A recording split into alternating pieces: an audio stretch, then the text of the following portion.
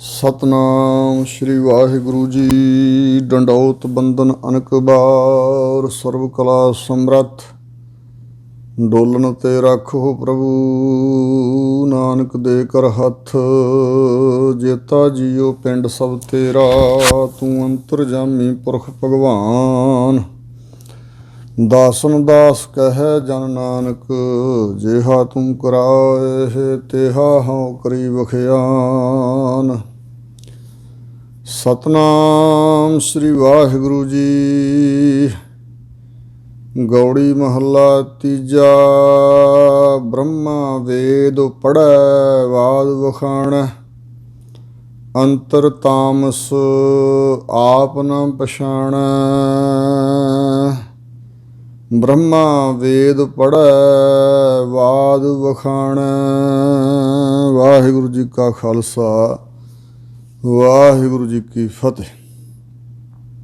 ਗਰੀਬ ਨਵਾਜ ਪਤਿਤ ਪਾਵਨ ਭਗਤ ਵਸ਼ਲ, ਕਿਰਪਾ ਦੇ ਖਜ਼ਾਨੇ ਸਤਿਗੁਰੂ ਦਸਾਂ ਪਾਤਸ਼ਾਹੀਆਂ ਦੇ ਆਤਮਿਕ ਗਿਆਨ ਸਰੂਪ, ਚਵਰ ਤਖਤ ਛਤਰ ਦੇ ਮਾਲਕ, ਜੁਗੋ ਜੁਗ ਅਟਲ ਧੰਨ ਗੁਰੂ ਗ੍ਰੰਥ ਸਾਹਿਬ ਜੀ ਦੀ ਸਾਜੀ ਨਿਵਾਜੀ ਪਰਮ ਸਨਮਾਨਯੋਗ ਗੁਰੂ ਕਰੂਪ ਖਾਲਸਾ ਸਾਧ ਸੰਗਤ ਜੀਓ। ਸਤਿਗੁਰਾਂ ਦੀ ਕਿਰਪਾਲਤਾ ਦੁਆਰਾ ਜੋ ਹਜ਼ੂਰ ਦੀ ਪਾਵਨ ਪਵਿੱਤਰ ਸ਼੍ਰੀ ਮੁੱਖ ਵਾਕ ਅੰਮ੍ਰਿਤਮਈ ਬਾਣੀ ਦੀ ਲੜੀਵਾਰ ਕਥਾ ਵਿਆਖਿਆ ਆਰੰਭ ਹੈ। ਗੁਰੂ ਕਿਰਪਾ ਸਦਕਾ ਇਹ ਕਥਾ ਸ਼੍ਰੀ ਗੁਰੂ ਗ੍ਰੰਥ ਸਾਹਿਬ ਮਹਾਰਾਜ ਦੇ ਪਾਵਨ ਅੰਗ 231 ਤੱਕ ਪਹੁੰਚੀ ਹੈ ਅਤੇ ਗੌੜੀ ਰਾਗ ਵਿੱਚ ਸਤਿਗੁਰਾਂ ਦੀਆਂ ਉਚਾਰਨ ਕੀਤੀਆਂ ਹੋਈਆਂ ਅਸ਼ਟਪਦੀਆਂ ਦੀ ਵਿਚਾਰ ਚੱਲ ਰਹੀ ਹੈ। ਆਓ ਗੁਰੂ ਕਿਰਪਾ ਸਦਕਾ ਹਜ਼ੂਰ ਦੇ ਮੁੱਖ ਵਾਕ ਬਚਨਾਂ ਨੂੰ ਵਿਚਾਰੀਏ, ਸੁਣੀਏ, ਤਾਂ ਕਿ ਕਿਸੇ ਤਰ੍ਹਾਂ ਸਤਿਗੁਰਾਂ ਦਾ ਅੰਮ੍ਰਿਤਮਈ ਕਲਿਆਣਕਾਰੀ ਉਪਦੇਸ਼ ਸਾਡੇ ਹਿਰਦੇ ਅੰਦਰ ਨਿਵਾਸ ਕਰੇ। ਗੌੜੀ ਮਹੱਲਾ ਤੀਜਾ। ਹੁਣ ਤੱਕ ਤੀਜੇ ਪਾਤਸ਼ਾਹ ਸਤਿਗੁਰੂ ਅਮਰਦਾਸ ਮਹਾਰਾਜ ਜੀ ਦੀਆਂ 4 ਅਸ਼ਟਪਦੀਆਂ ਦੀ ਵਿਚਾਰ ਹੋਈ ਹੈ। ਸਤਿਗੁਰੂ ਅਮਰਦਾਸ ਮਹਾਰਾਜ ਹੁਣ 5ਵੀਂ ਅਸ਼ਟਪਦੀ ਅੱਗੋਂ ਉਚਾਰਨ ਕਰਦੇ ਹਨ ਗੌੜੀ ਰਾਗਣੀ ਅੰਦਰ।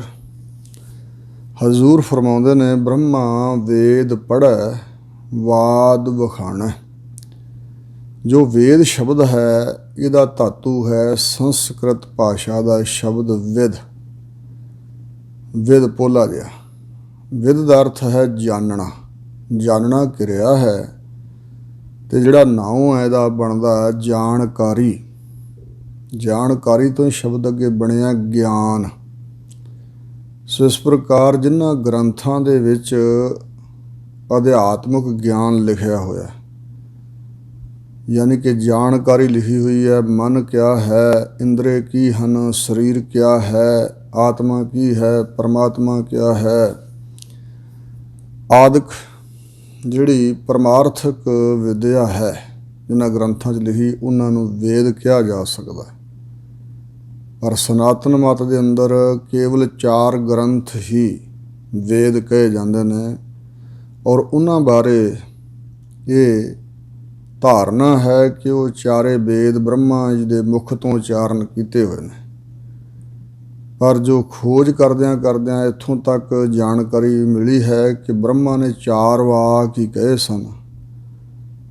ਉਹਨਾਂ ਕਿਹਾ ਸੀ, ਅਹੰ ਬ੍ਰਹਮਸਮੀ ਤਤ ਤੋਯੰ ਤਤੰ ਮਸੀ ਪ੍ਰਗਿਆਨਮਾਨੰਦ। ਇਹਨਾਂ 4 ਵਾਕਾਂ ਤੋਂ ਅੱਗੇ ਬਿਆਸ ਰਿਸ਼ੀ ਜੀ ਨੇ ਵਿਆਖਿਆ ਕਰਕੇ 4 ਗ੍ਰੰਥ ਬਣਾਏ ਨੇ। ਸਿਆਮ ਵੇਦ, ਰਿਗ ਵੇਦ, ਯਜੁਰਵੇਦ ਅਤੇ ਅਥਰਵਣ ਵੇਦ। ਔਰ ਇਸ ਪ੍ਰਕਾਰ ਇਹਨਾਂ 4 ਵੇਦਾਂ ਨੂੰ 4 ਯੁੱਗਾਂ 'ਚ ਪੜ੍ਹਿਆ ਗਿਆ। ਜੰਝ ਕਹਿ ਲਓ ਵੀ ਇੱਕ ਯੁੱਗ ਦਾ ਇੱਕ ਵੇਦ ਹੈ। ਸਤਯੁਗ ਦੇ ਵੇਲੇ ਸਿਆਮ ਵੇਦ ਔਰ ਬਾਣਾ ਚਿੱਟਾ ਪਾ ਕੇ ਲੋਕ ਪੜ੍ਹਿਆ ਕਰਦੇ ਸੀ, ਚਿੱਟਾ ਲਿਬਾਸ ਧਾਰ ਕੇ। ਫਿਰ ਰਿਗ ਵੇਦ ਤ੍ਰੇਤੇ ਯੁੱਗ ਵਿੱਚ ਲਾਲ ਜਾਮਾ ਪਹਿਨ ਕੇ ਪੜ੍ਹਿਆ ਜਾਂਦਾ ਸੀ, ਅਤੇ ਦੁਆਪਰ ਯੁੱਗ ਵਿੱਚ ਬਾਣਾ ਸੀ ਪੀਲੇ ਰੰਗ ਦਾ, ਯੈਲੋ ਰੰਗ ਦਾ ਬਸਤਰ ਪਹਿਨ ਕੇ, ਅਤੇ ਯਜੁਰਵੇਦ ਨੂੰ ਪੜ੍ਹਿਆ ਜਾਂਦਾ ਸੀ। ਅਤੇ ਕਲਯੁੱਗ ਦੇ ਅੰਦਰ ਅਥਰਵਣ ਵੇਦ ਜਿਹੜਾ ਉਹ ਕਾਲਾ ਬਾਣਾ ਪਹਿਨ ਕੇ ਪੜ੍ਹਿਆ ਜਾਂਦਾ ਹੈ। ਇਸ ਤਰ੍ਹਾਂ ਦੀ ਧਾਰਨਾ ਵੀ ਹੈ। ਔਰ ਇਸੇ ਪ੍ਰਕਾਰ ਸਤਿਗੁਰੂ ਅਮਰਦਾਸ ਮਹਾਰਾਜ ਪੰਡਤ ਲੋਕਾਂ ਬਾਰੇ ਬਚਨ ਕਰ ਰਹੇ ਨੇ ਵੀ ਬ੍ਰਾਹਮਣ ਜਾਂ ਪੰਡਤ ਵਿਦਵਾਨ ਬ੍ਰਹਮਾ ਵੇਦ ਪੜ੍ਹੈ, ਬ੍ਰਹਮਾ ਦੇ ਮੁਖ ਤੋਂ ਉਚਾਰਿਆ ਹੋਇਆ ਸਮਝ ਕੇ ਵੇਦ ਗ੍ਰੰਥ ਜਾਂ ਚਾਰੇ ਗ੍ਰੰਥ ਵੇਦਾਂ ਨੂੰ ਬ੍ਰਹਮਾ ਦੇ ਮੁੱਖ ਵਾਕ ਜਾਣ ਕੇ, ਉਹਦੇ ਮੁਖ ਤੋਂ ਉਚਾਰੇ ਹੋਏ ਜਾਣ ਕੇ ਦੈਵੀ ਵਿਦਿਆ ਨੂੰ ਬ੍ਰਾਹਮਣ ਪੰਡਤ ਪੜ੍ਹਦਾ ਤਾਂ ਹੈ, ਪਰ ਪੜ੍ਹ ਕੇ ਵਾਦ ਵਿਖਾਣਾ। ਵਾਦ ਨਾਮ ਹੈ ਚਰਚਾ ਦਾ, ਝਗੜੇ ਦਾ। ਇੱਕ ਆਮ ਸਧਾਰਨ ਵਾਦ ਚਰਚਾ ਹੁੰਦੀ ਹੈ, ਇੱਕ ਅੱਗੋਂ ਬਹਿਸ ਬਣ ਜਾਂਦੀ, ਵਤੰਡਾਵਾਦ ਬਣ ਜਾਂਦਾ, ਝਗੜਾ ਝਾਂਜਾ ਕਰੀ ਜਾਣ। ਕਮਾਉਣਾ ਨਹੀਂ, ਪਰ ਚਰਚਾ ਕਰਨ ਵਾਸਤੇ ਪੜ੍ਹ ਕੇ ਤੇ ਮਨੋਰਥ ਹੈ ਜਿੱਤ ਪ੍ਰਾਪਤ ਕਰਨੀ, ਆਪਣੇ ਆਪ ਨੂੰ ਵੱਡਾ ਕਹਾਉਣਾ, ਜਾਂ ਫਿਰ ਇਸ ਵੇਦ ਵਿਦਿਆ ਨੂੰ ਪੜ੍ਹਨ ਦਾ ਤੇ ਲੋਕਾਂ ਨੂੰ ਸੁਣਾਉਣ ਦਾ ਮਨੋਰਥ ਹੈ ਵੀ ਐਸ਼ਵਰਜ ਧਨ ਦੌਲਤ ਮੇਰੇ ਕੋਲ ਖੁੱਲ੍ਹੀ ਆਵੇ ਤੇ ਪੂਜਾ ਆਪਣੀ ਹੋਵੇ। ਇੱਥੇ ਤੱਕ ਸੀਮਤ ਰਹਿ ਗਿਆ ਪੰਡਤ। ਚਾਹੇ ਅਸੀਂ ਸਿੱਖ ਕੌਮ ਦੇ ਪ੍ਰਚਾਰਕ ਹਾਂ, ਸਿੱਖ ਮੱਤ ਦੇ ਪ੍ਰਚਾਰਕ ਹਾਂ, ਚਾਹੇ ਕਿਸੇ ਹੋਰ ਮੱਤ ਦੇ ਹੋਈਏ, ਅਗਰ ਜੇ ਸਾਡਾ ਮਨੋਰਥ ਇਹ ਹੀ ਹੈ ਧਾਰਮਿਕ ਵਿਦਿਆ ਨੂੰ ਪੜ੍ਹ ਕੇ ਲੋਕਾਂ ਨੂੰ ਸੁਣਾ ਕੇ ਦੌਲਤ ਇਕੱਠੀ ਕਰਨੀ ਜਾਂ ਆਪਣੀ ਪੂਜਾ ਕਰਾਉਣੀ, ਆਪਣਾ ਨਾਮਣਾ ਖੱਟਣਾ, ਫਿਰ ਇਸ ਵਿਦਿਆ ਦਾ ਲਾਭ ਨਹੀਂ ਅਸੀਂ ਖੱਟ ਰਹੇ, ਚਾਹੇ ਮੈਂ ਹਾਂ ਚਾਹੇ ਕੋਈ ਹੈ। ਗੁਰਪ੍ਰਸਾਦੀ ਵਿਦਿਆ ਵਿਚਾਰੈ, ਪੜ੍ਹ ਪੜ੍ਹ ਪਾਵੈ ਮਾਨ, ਆਪਾ ਮਧੇ ਆਪ ਪ੍ਰਗਾਸਿਆ, ਪਾਇਆ ਅੰਮ੍ਰਿਤ ਨਾਮ, ਕਰਤਾ ਤੂੰ ਮੇਰਾ ਜਜਮਾਨ, ਇੱਕ ਦਖਣਾ ਹੋਂ ਤੈ ਪਹਿਮਾ, ਗੋਦੇ ਹੈ ਆਪਣਾ ਨਾਮ। ਸਾਰੇ ਧਾਰਮਿਕ ਗ੍ਰੰਥਾਂ ਦਾ, ਧਰਮ ਵਿਦਿਆ ਦਾ, ਅਧਿਆਤਮਿਕ ਵਿਦਿਆ ਦਾ ਨਿਚੋੜ ਤਾਂ ਵਾਹਿਗੁਰੂ ਜੀ ਦੇ ਚਰਨਾਂ ਨਾਲ ਜੁੜਨਾ ਹੀ ਹੈ। ਸੋ ਹਜ਼ੂਰ ਕਹਿੰਦੇ ਨੇ ਕਿ ਪੰਡਤ ਬ੍ਰਹਮਾ ਦੇ ਉਚਾਰਨ ਕੀਤੇ ਵੇਦਾਂ ਨੂੰ ਪੜ੍ਹਦਾ ਹੈ, ਪਰ ਵਾਦ ਵਿਖਾਣਾ, ਚਰਚਾ ਵਿਖਾਣਾ ਕਥਨ ਕਰਦਾ ਹੈ, ਝਗੜੇ ਵਾਲੀਆਂ ਗੱਲਾਂ ਕਥਨ ਕਰਦਾ ਹੈ। ਅੰਤਰ ਤਾਮਸ ਆਪ ਨਾ ਪਛਾਣੈ, ਤਾਮਸ ਤਮੋ ਗੁਣੀ ਬਿਰਤੀ। ਤਮੋ ਗੁਣੀ ਬਿਰਤੀ ਭਈ ਧਨ ਦੌਲਤ ਇਕੱਠੀ ਕਰਨ ਤੱਕ ਹੀ ਸੀਮਤ ਹੈ, ਤੇ ਤਮੋ ਗੁਣੀ ਗੁੱਸਾ ਕ੍ਰੋਧ ਵੀ ਬੜਾ ਹਾਵੀ ਹੈ, ਵੱਡਾ ਕਹਾਉਣ ਦੀ ਇੱਛਾ ਹੈ ਇਤਿਆਦਿਕ। ਤਾਮਸ ਨਾਮ ਤਮੋ ਗੁਣ ਦਾ, ਤਮੋ ਗੁਣ ਤੋਂ ਮਤਲਬ ਹਨੇਰਾ ਗੁਬਾਰ ਹੈ। ਅੰਤਰ ਧੁਰ ਹਿਰਦੇ ਦੇ ਅੰਦਰ ਗੁਬਾਰ ਹੀ ਗੁਬਾਰ, ਹਨੇਰਾ ਹੀ ਹਨੇਰਾ ਛਾਇਆ ਹੋਇਆ ਅਗਿਆਨਤਾ ਦਾ, ਕਿਉਂਕਿ ਆਪ ਨਾ ਪਛਾਣੈ। ਧਾਰਮਿਕ ਗ੍ਰੰਥਾਂ ਦਾ ਨਿਚੋੜ ਸਮਝ ਕੇ ਉਸ ਨੂੰ ਕਮਾ ਕੇ ਆਪਾ ਪਛਾਣਿਆ ਜਾ ਸਕਦਾ। ਜਿਵੇਂ ਬੁੱਲ੍ਹਾ ਜੀ ਨੇ ਕਿਹਾ, ਬੁੱਲ੍ਹਾ ਕੀ ਜਾਣਾ ਮੈਂ ਕੌਣ, ਮੈਨੂੰ ਨਹੀਂ ਪਤਾ ਕਿ ਮੈਂ ਕੌਣ ਹਾਂ। ਸੋ ਇਸ ਪ੍ਰਕਾਰ ਜਿਵੇਂ ਕੋਈ ਮਹਾਤਮਾ ਸੀ, ਉਹਨਾਂ ਨੂੰ ਪੁੱਛਿਆ ਜੀ ਤੁਸੀਂ ਕੌਣ ਹੋ, ਕਹਿੰਦੇ ਇਹੀ ਤਾਂ ਮੈਂ ਖੋਜ ਦਾ ਮਰ ਚਲਿਆ ਵੀ ਮੈਂ ਕੌਣ ਹਾਂ, ਮੈਨੂੰ ਤਾਂ ਅਜੇ ਤੱਕ ਪਤਾ ਨਹੀਂ ਲੱਗਾ। ਸੋ ਇਸ ਪ੍ਰਕਾਰ ਹਜ਼ੂਰ ਨੇ ਵੀ ਮੁੱਖ ਵਾਕ ਬਚਨ ਕਹਿ ਰਹੇ ਨੇ, ਸੁਣੋ ਰੇ ਤੂੰ ਕੌਣ ਕਹਾਂ ਤੇ ਆਇਓ।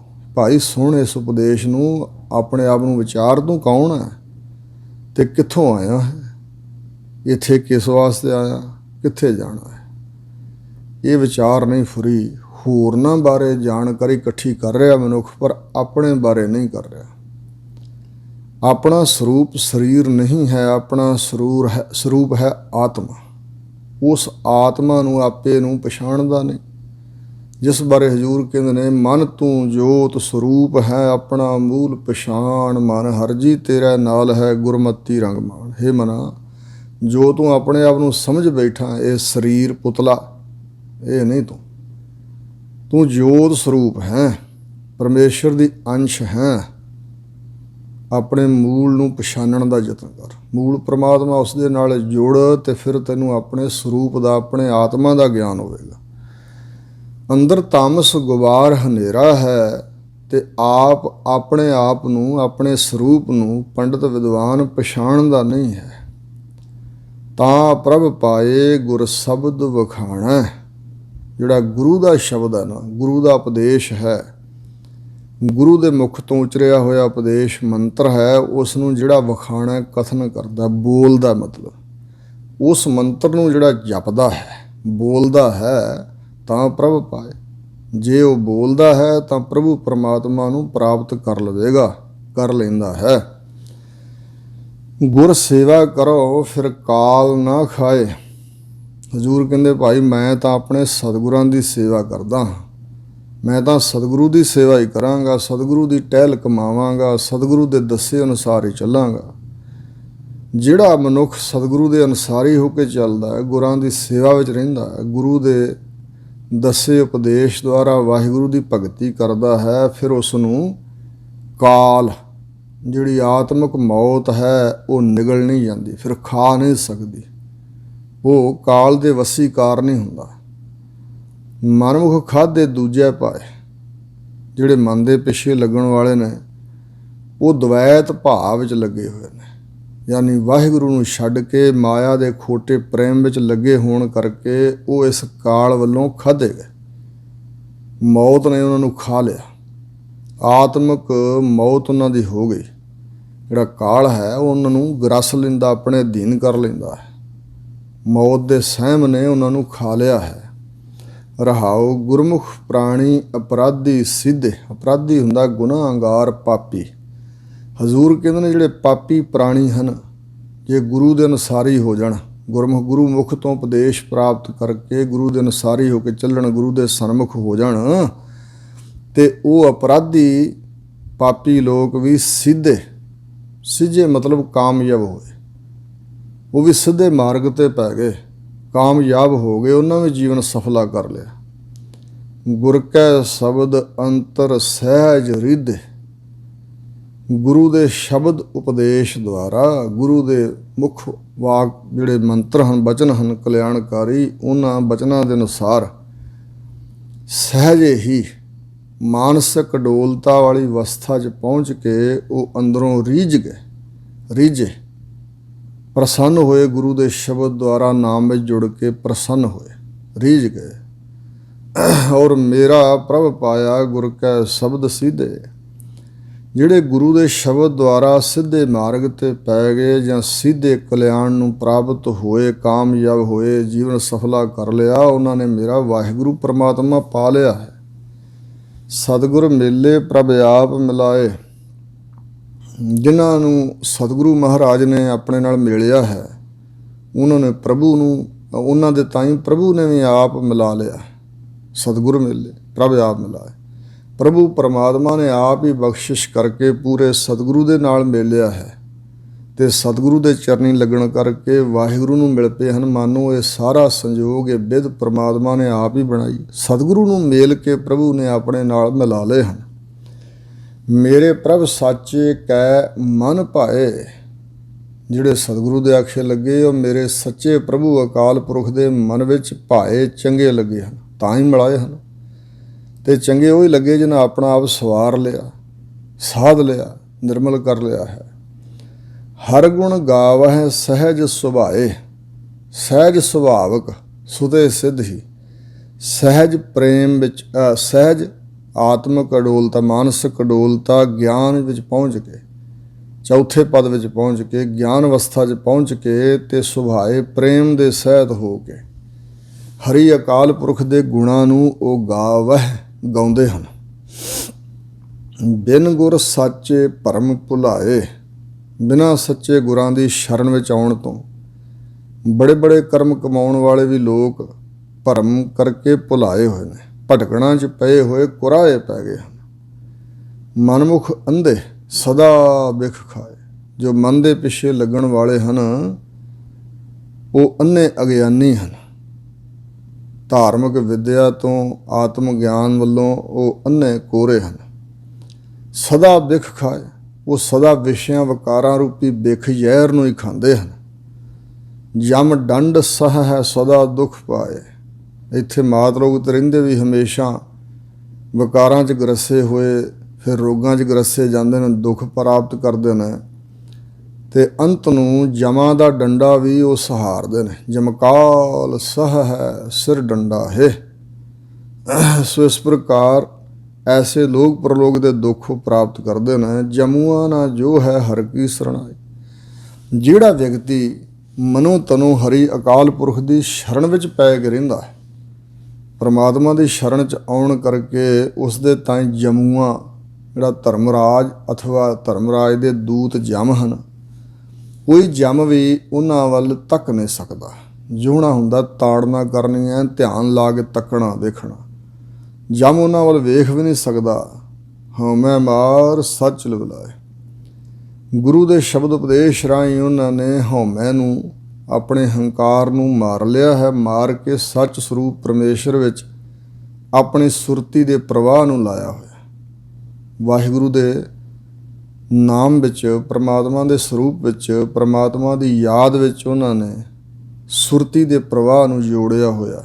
ਤੇਲ ਦੀ ਧਾਰਾਵਤ ਸੁਰਤ ਲੱਗੀ, ਇਹਨੂੰ ਕਹਿੰਦੇ ਲਿਵ ਲੱਗੀ ਹੋਈ ਹੈ। ਇੱਕ ਰਸ ਉਹਨਾਂ ਦੀ ਬਿਰਤੀ ਵਾਹਿਗੁਰੂ ਵਿੱਚ ਲੱਗੀ ਹੋਈ ਹੈ। ਸਦਾ ਰਹਿ ਹਰ ਨਾਮ ਲਿਵ ਲਾਈ। ਸਦਾ ਸਦਾ ਵਾਸਤੇ ਉਹ ਗੁਰਮੁਖ ਹਰੀ ਪਰਮਾਤਮਾ ਦੇ ਨਾਮ ਵਿੱਚ ਹੀ ਸੁਰਤ ਨੂੰ ਲਾ ਕੇ ਰੱਖਦਾ ਹੈ। ਸਤਿਗੁਰ ਸੇਵਹਿ ਸੇ ਜਨ ਨਿਰਮਲ ਪਵਿੱਤਾ। ਜਿਹੜੇ ਸਤਿਗੁਰੂ ਨੂੰ ਸੇਵਦੇ ਹਨ, ਸਤਿਗੁਰੂ ਦੀ ਸੇਵਾ, ਸਤਿਗੁਰੂ ਦੀ ਟਹਿਲ ਕਮਾਉਂਦੇ ਨੇ, ਸਤਿਗੁਰੂ ਦੇ ਅਨੁਸਾਰੀ ਹੋ ਕੇ ਵਾਹਿਗੁਰੂ ਦੀ ਸੇਵਾ ਭਗਤੀ ਕਰਦੇ ਨੇ, ਸੇ ਜਨ ਨਿਰਮਲ ਪਵਿੱਤਾ।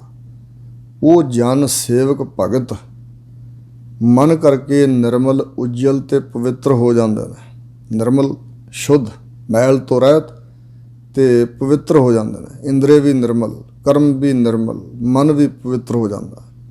ਮਨ ਸਿਓ ਮਨ ਮਿਲਾਏ ਸਭ ਜਗ ਜੀਤਾ। ਉਹਨਾਂ ਨੇ ਆਪਣਾ ਮਨ ਵਾਹਿਗੁਰੂ ਦੇ ਮਨ ਵਿੱਚ ਮਿਲਾ ਕੇ, ਭਾਵ ਸਤਿਗੁਰੂ ਦੇ ਮਨ 'ਚ ਮਿਲਾ ਕੇ, ਸਤਿਗੁਰੂ ਦਾ ਉਪਦੇਸ਼, ਵਾਹਿਗੁਰੂ ਦਾ ਉਪਦੇਸ਼, ਸਤਿਗੁਰੂ ਦਾ ਮਨ ਪਵਿੱਤਰ ਹੈ, ਪਰਮਾਤਮਾ 'ਚ ਮਿਲਿਆ ਹੋਇਆ। ਅਤੇ ਇਸ ਤਰ੍ਹਾਂ ਸੇਵਕ ਨੇ ਜਦੋਂ ਆਪਣਾ ਮਨ ਸਤਿਗੁਰੂ ਨੂੰ ਦੇ ਦਿੱਤਾ, ਆਪਣੇ ਮਨ ਦੀ ਮਰਜ਼ੀ ਛੱਡ ਦਿੱਤੀ, ਸਤਿਗੁਰੂ ਦੇ ਮਨ ਨਾਲ, ਵਾਹਿਗੁਰੂ ਦੇ ਮਨ ਨਾਲ ਮਨ ਮਿਲਾ ਕੇ, ਅਤੇ ਉਹਨੇ ਸਾਰਾ ਜੱਗ ਹੀ ਮਨੋਂ ਜਿੱਤ ਲਿਆ ਹੈ। ਮਨ ਕੀ ਮਤ ਤਿਆਗੋ ਹਰ ਜਨ ਏਹਾ ਬਾਤ ਕਠਿਨੀ। ਇਹੋ ਔਖਾ ਕੰਮ ਹੈ। ਭਗਤੀ 'ਚ ਸਿਰੇ ਚੜ੍ਹਨਾ, ਕਾਮਯਾਬ ਹੋਣਾ ਇਹੀ ਹੈ ਕਿ ਜਦੋਂ ਮਨ ਜਿਹੜਾ ਉਹ ਜਿੱਤਿਆ ਜਾਏ। ਇਨ ਬਿਦ ਕੁਸਲ ਤੇਰਾ ਮੇਰੇ ਮੀਤਾ। ਸਤਿਗੁਰੂ ਮਹਾਰਾਜ ਕਹਿੰਦੇ ਨੇ, ਹੇ ਮੇਰੇ ਮਿੱਤਰ ਜੀ, ਇਸ ਵਿਧੀ ਨਾਲ ਜੇ ਚੱਲੋ ਤਾਂ ਤੁਹਾਡੇ ਘਰ ਹਿਰਦੇ ਵਿੱਚ ਵੀ ਕੁਸ਼ਲਤਾ, ਕੁਸ਼ਲ ਸੁਖ, ਆਨੰਦ ਤੈਨੂੰ ਵੀ ਪ੍ਰਾਪਤ ਹੋ ਸਕਦਾ। ਜੇ ਮੇਰੇ ਮਿੱਤਰ ਜੀ ਇਸ ਵਿਧੀ ਅਨੁਸਾਰ ਜੀਵਨ ਜੀਓ ਤਾਂ ਸਤਿਗੁਰ ਸੇਵੇ ਸੋ ਫਲ ਪਾਏ। ਜੋ ਸਤਿਗੁਰੂ ਦੀ ਸੇਵਾ ਭਗਤੀ ਕਰਦਾ ਹੈ, ਸਤਿਗੁਰੂ ਦੀ ਟਹਿਲ ਕਮਾਉਂਦਾ ਹੈ, ਸਤਿਗੁਰੂ ਦੇ ਅਨੁਸਾਰੀ ਹੋ ਕੇ ਚੱਲਦਾ ਹੈ, ਸੋ ਫਲ ਪਾਏ।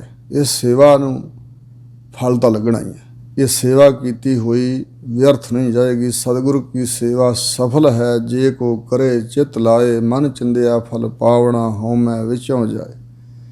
ਮਨ ਇਛਤ ਫਲ ਨੂੰ ਉਹ ਪ੍ਰਾਪਤ ਕਰੇਗਾ, ਉਹ ਫਲ ਪ੍ਰਾਪਤ ਕਰ ਲੈਂਦਾ। ਹਿਰਦਾ ਨਾਮ ਵਿੱਚੋਂ ਆਪ ਗਵਾਏ। ਜਿਹੜਾ ਸਤਿਗੁਰੂ ਦੀ ਸੇਵਾ ਕਮਾਉਂਦਾ ਹੋਇਆ ਆਪਣੇ ਵਿੱਚੋਂ ਆਪਾ ਭਾਵ ਹੰਕਾਰ ਗਵਾ ਲੈਂਦਾ ਹੈ, ਉਹਦੇ ਹਿਰਦੇ 'ਚ ਪਰਮੇਸ਼ਰ ਦਾ ਨਾਮ ਵਸ ਜਾਂਦਾ ਹੈ। ਨਾਮ ਦਾ ਵਾਸਾ ਉਦੋਂ ਹੀ ਹੋਣਾ ਜਦੋਂ ਅੰਦਰੋਂ ਹਉਮੈ ਬਿਲਕੁਲ ਨਿਕਲ ਗਈ। ਇਹੀ ਅਭਿਆਸ ਹੈ, ਇਹੀ ਭਗਤੀ ਹੈ ਕਿ ਨਾਮ ਜਪੀ ਚੱਲੀਏ ਅਤੇ ਨਾਮ ਅੰਦਰ ਵਸਦਾ ਜਾਏ ਅਤੇ ਵਿੱਚੋਂ ਹਉਮੈ ਨਿਕਲਦੀ ਜਾਏ। ਜਦੋਂ ਚੰਗੀ ਤਰ੍ਹਾਂ ਹਉਮੈ ਅੰਦਰੋਂ ਨਿਕਲ ਗਈ, ਹਿਰਦਾ ਖਾਲੀ ਹੋ ਗਿਆ, ਹਉਮੈ ਤੋਂ ਬਿਨਾਂ ਹੋ ਗਿਆ, ਅਤੇ ਇਸ ਖਾਲੀ ਹਿਰਦੇ ਦੇ ਵਿੱਚ ਫਿਰ ਨਾਮ ਟਿਕਦਾ ਹੈ। ਇਸ ਪ੍ਰਕਾਰ ਅਨਹਦ ਬਾਣੀ ਸ਼ਬਦ ਵਜਾਏ। ਜਿਵੇਂ ਉੱਚੀ ਢੋਲ ਵੱਜਦਾ ਹੋਵੇ ਅਤੇ ਹੋਰ ਛੋਟੀਆਂ ਮੋਟੀਆਂ ਆਵਾਜ਼ਾਂ ਨਹੀਂ ਸੁਣਾਈ ਦਿੰਦੀਆਂ, ਇਸੇ ਤਰ੍ਹਾਂ ਹੱਦ ਤੋਂ ਰਹਿਤ ਬਾਣੀ, ਅਨਹਦ ਬਾਣੀ, ਹੱਦ ਤੋਂ ਰਹਿਤ ਵਾਹਿਗੁਰੂ ਦੇ, ਪਰਮਾਤਮਾ ਦੇ ਨਾਮ ਦੇ ਵਾਜੇ, ਪਰਮਾਤਮਾ ਦੀ ਸਿਫਤ ਸਲਾਹ ਵਾਲੀ ਬਾਣੀ ਸ਼ਬਦ ਵਜਾਏ। ਗੁਰੂ ਦਾ ਸ਼ਬਦ ਅੰਦਰ ਵਜਾ ਦਿੰਦਾ ਹੈ।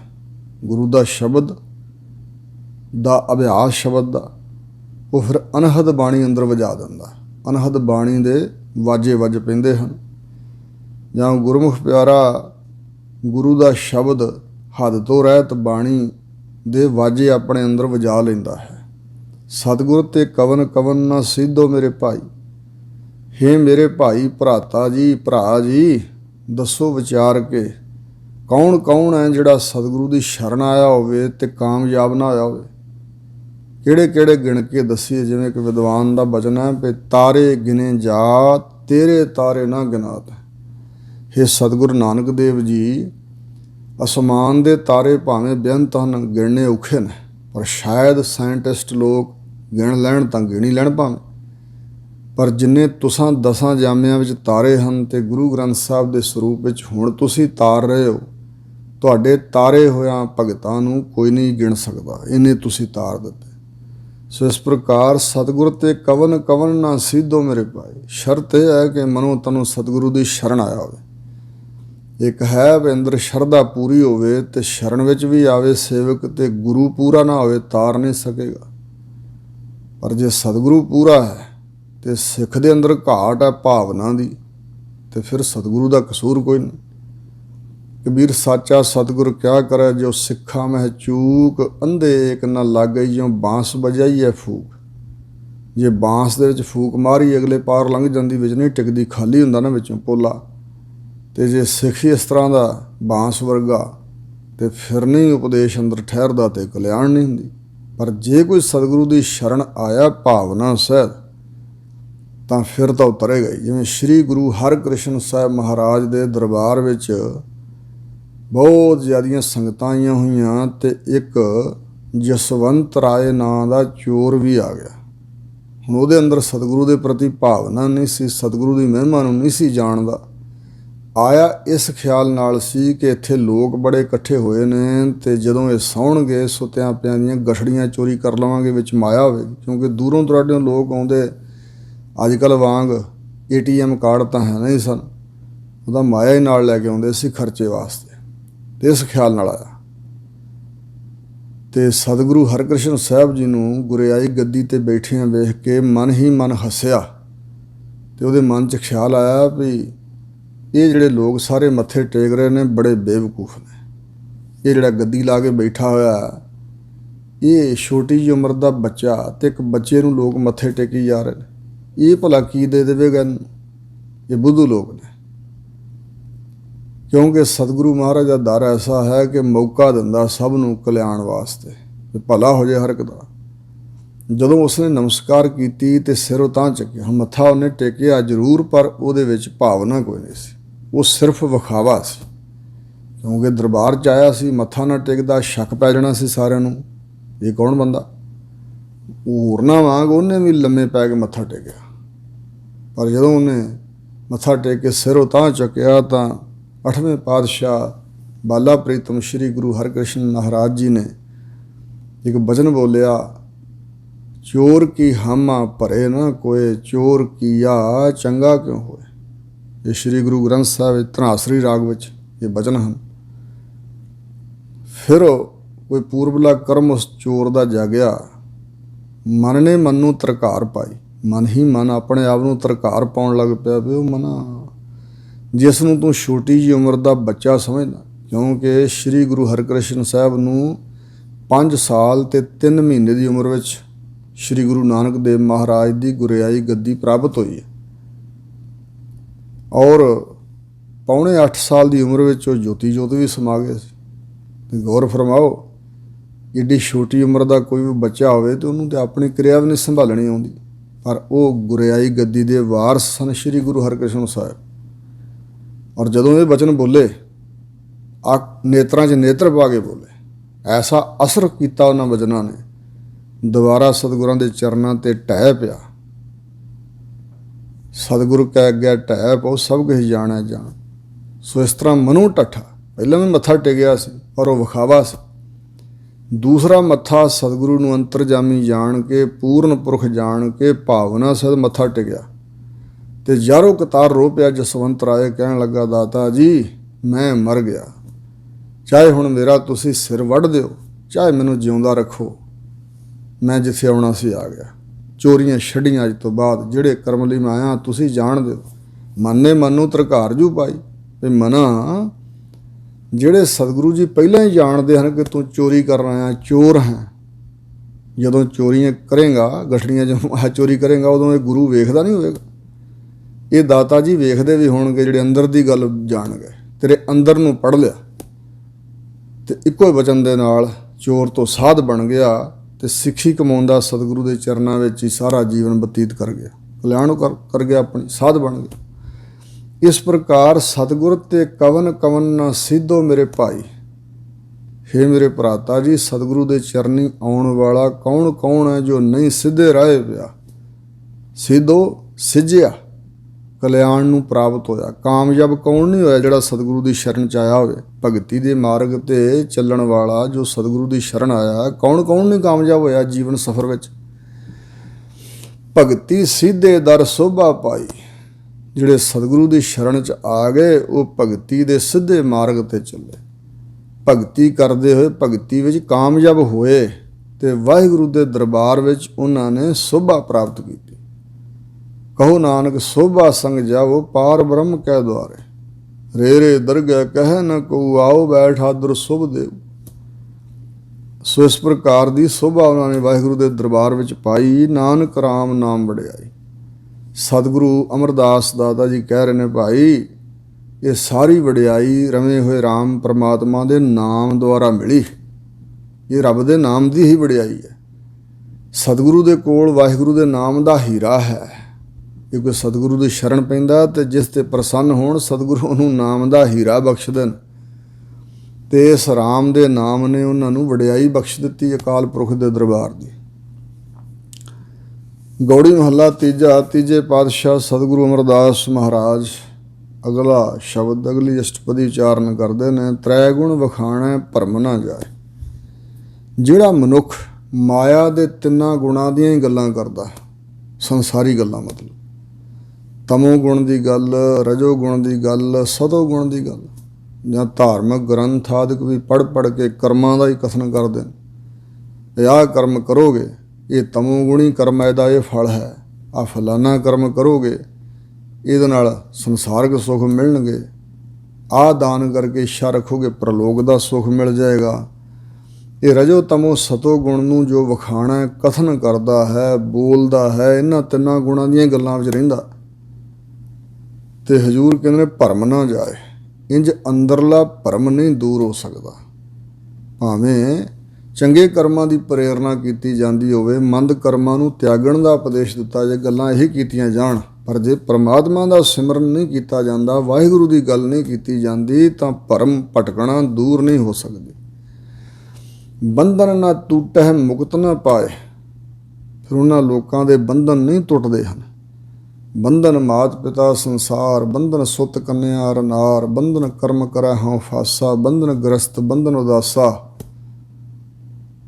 ਸੋ ਇਸ ਪ੍ਰਕਾਰ ਬੰਧਨ ਜੰਮਣ ਮਰਨਾ, ਵਿਕਾਰਾਂ ਦੇ ਬੰਧਨ, ਔਰ ਕਰਤਾ ਭੋਗਤਾ ਹੰਗਤਾ ਮਮਤਾ ਦੇ ਬੰਧਨ, ਜਮਾਂ ਦੇ ਬੰਧਨ, ਅਨੇਕਾਂ ਤਰ੍ਹਾਂ ਦੇ ਬੰਧਨ ਨੇ, ਇਹ ਟੁੱਟਦੇ ਨਹੀਂ ਹਨ। ਮੁਕਤ ਨਾ ਪਾਏ, ਬੰਦ ਖਲਾਸੀ, ਸੁਤੰਤਰਤਾ, ਆਜ਼ਾਦੀ, ਮੁਕਤ ਅਵਸਥਾ ਕੋਈ ਨਹੀਂ ਪ੍ਰਾਪਤ ਕਰ ਸਕਦਾ ਜੀ। ਮੁਕਤ ਦਾਤਾ ਸਤਿਗੁਰ ਜੁਗ ਮਾਹੇ। ਯੁੱਗ ਜ਼ਮਾਨੇ ਅੰਦਰ, ਇਸ ਦੁਨੀਆ ਅੰਦਰ ਯੁੱਗ, ਇਹ ਜਿਹੜਾ ਕਲਯੁੱਗ ਚੱਲ ਰਿਹਾ, ਇਸ ਯੁੱਗ ਦੇ ਅੰਦਰ ਮੁਕਤੀ ਦਾ ਦਾਤਾ, ਛੁਟਕਾਰੇ ਦਾ ਦਾਤਾ, ਬੰਦ ਖਲਾਸੀ ਦਾ ਦਾਤਾ ਸਤਿਗੁਰੂ ਹੈ, ਹੋਰ ਕੋਈ ਨਹੀਂ। ਇਹ ਮੁਕਤੀ, ਇਹ ਆਜ਼ਾਦੀ, ਸੁਤੰਤਰਤਾ, ਬੰਦ ਖਲਾਸੀ ਸਤਿਗੁਰੂ ਦੇ ਪਾਸੋਂ ਹੀ ਮਿਲ ਸਕਦੀ ਹੈ। ਗੁਰਮੁਖ ਪ੍ਰਾਣੀ ਭਰਮ ਗਵਾਏ। ਜਿਹੜਾ ਸਤਿਗੁਰੂ ਦੇ ਆਖੇ ਲੱਗ ਕੇ ਚੱਲਦਾ ਹੈ, ਉਹ ਪ੍ਰਾਣੀ ਸਵਾਸਾਂ ਦਾ ਪੁਤਲਾ, ਉਹ ਜੀਵ ਕੋਈ ਵੀ ਹੋਵੇ, ਜਿਹੜਾ ਗੁਰਮੁਖ ਸਤਿਗੁਰੂ ਦੇ ਅਨੁਸਾਰੀ ਹੋ ਕੇ ਚੱਲੇ, ਭਰਮ ਗਵਾਏ। ਉਹ ਆਪਣੇ ਅੰਦਰੋਂ ਭਰਮ ਭ੍ਰਾਂਤੀ ਭਟਕਣਾ ਗਵਾ ਲੈਂਦਾ ਹੈ, ਭੁਲੇਖਾ ਗਵਾ ਲੈਂਦਾ ਆਪਣੇ ਅੰਦਰੋਂ। ਗਿਆਨ ਦੀ ਪ੍ਰਾਪਤੀ ਮਤਲਬ ਹੋ ਜਾਂਦੀ। ਸਹਿਜ ਧੁਨੀ ਉਪਜੈ ਹਰ ਲਿਵ ਲਾਏ।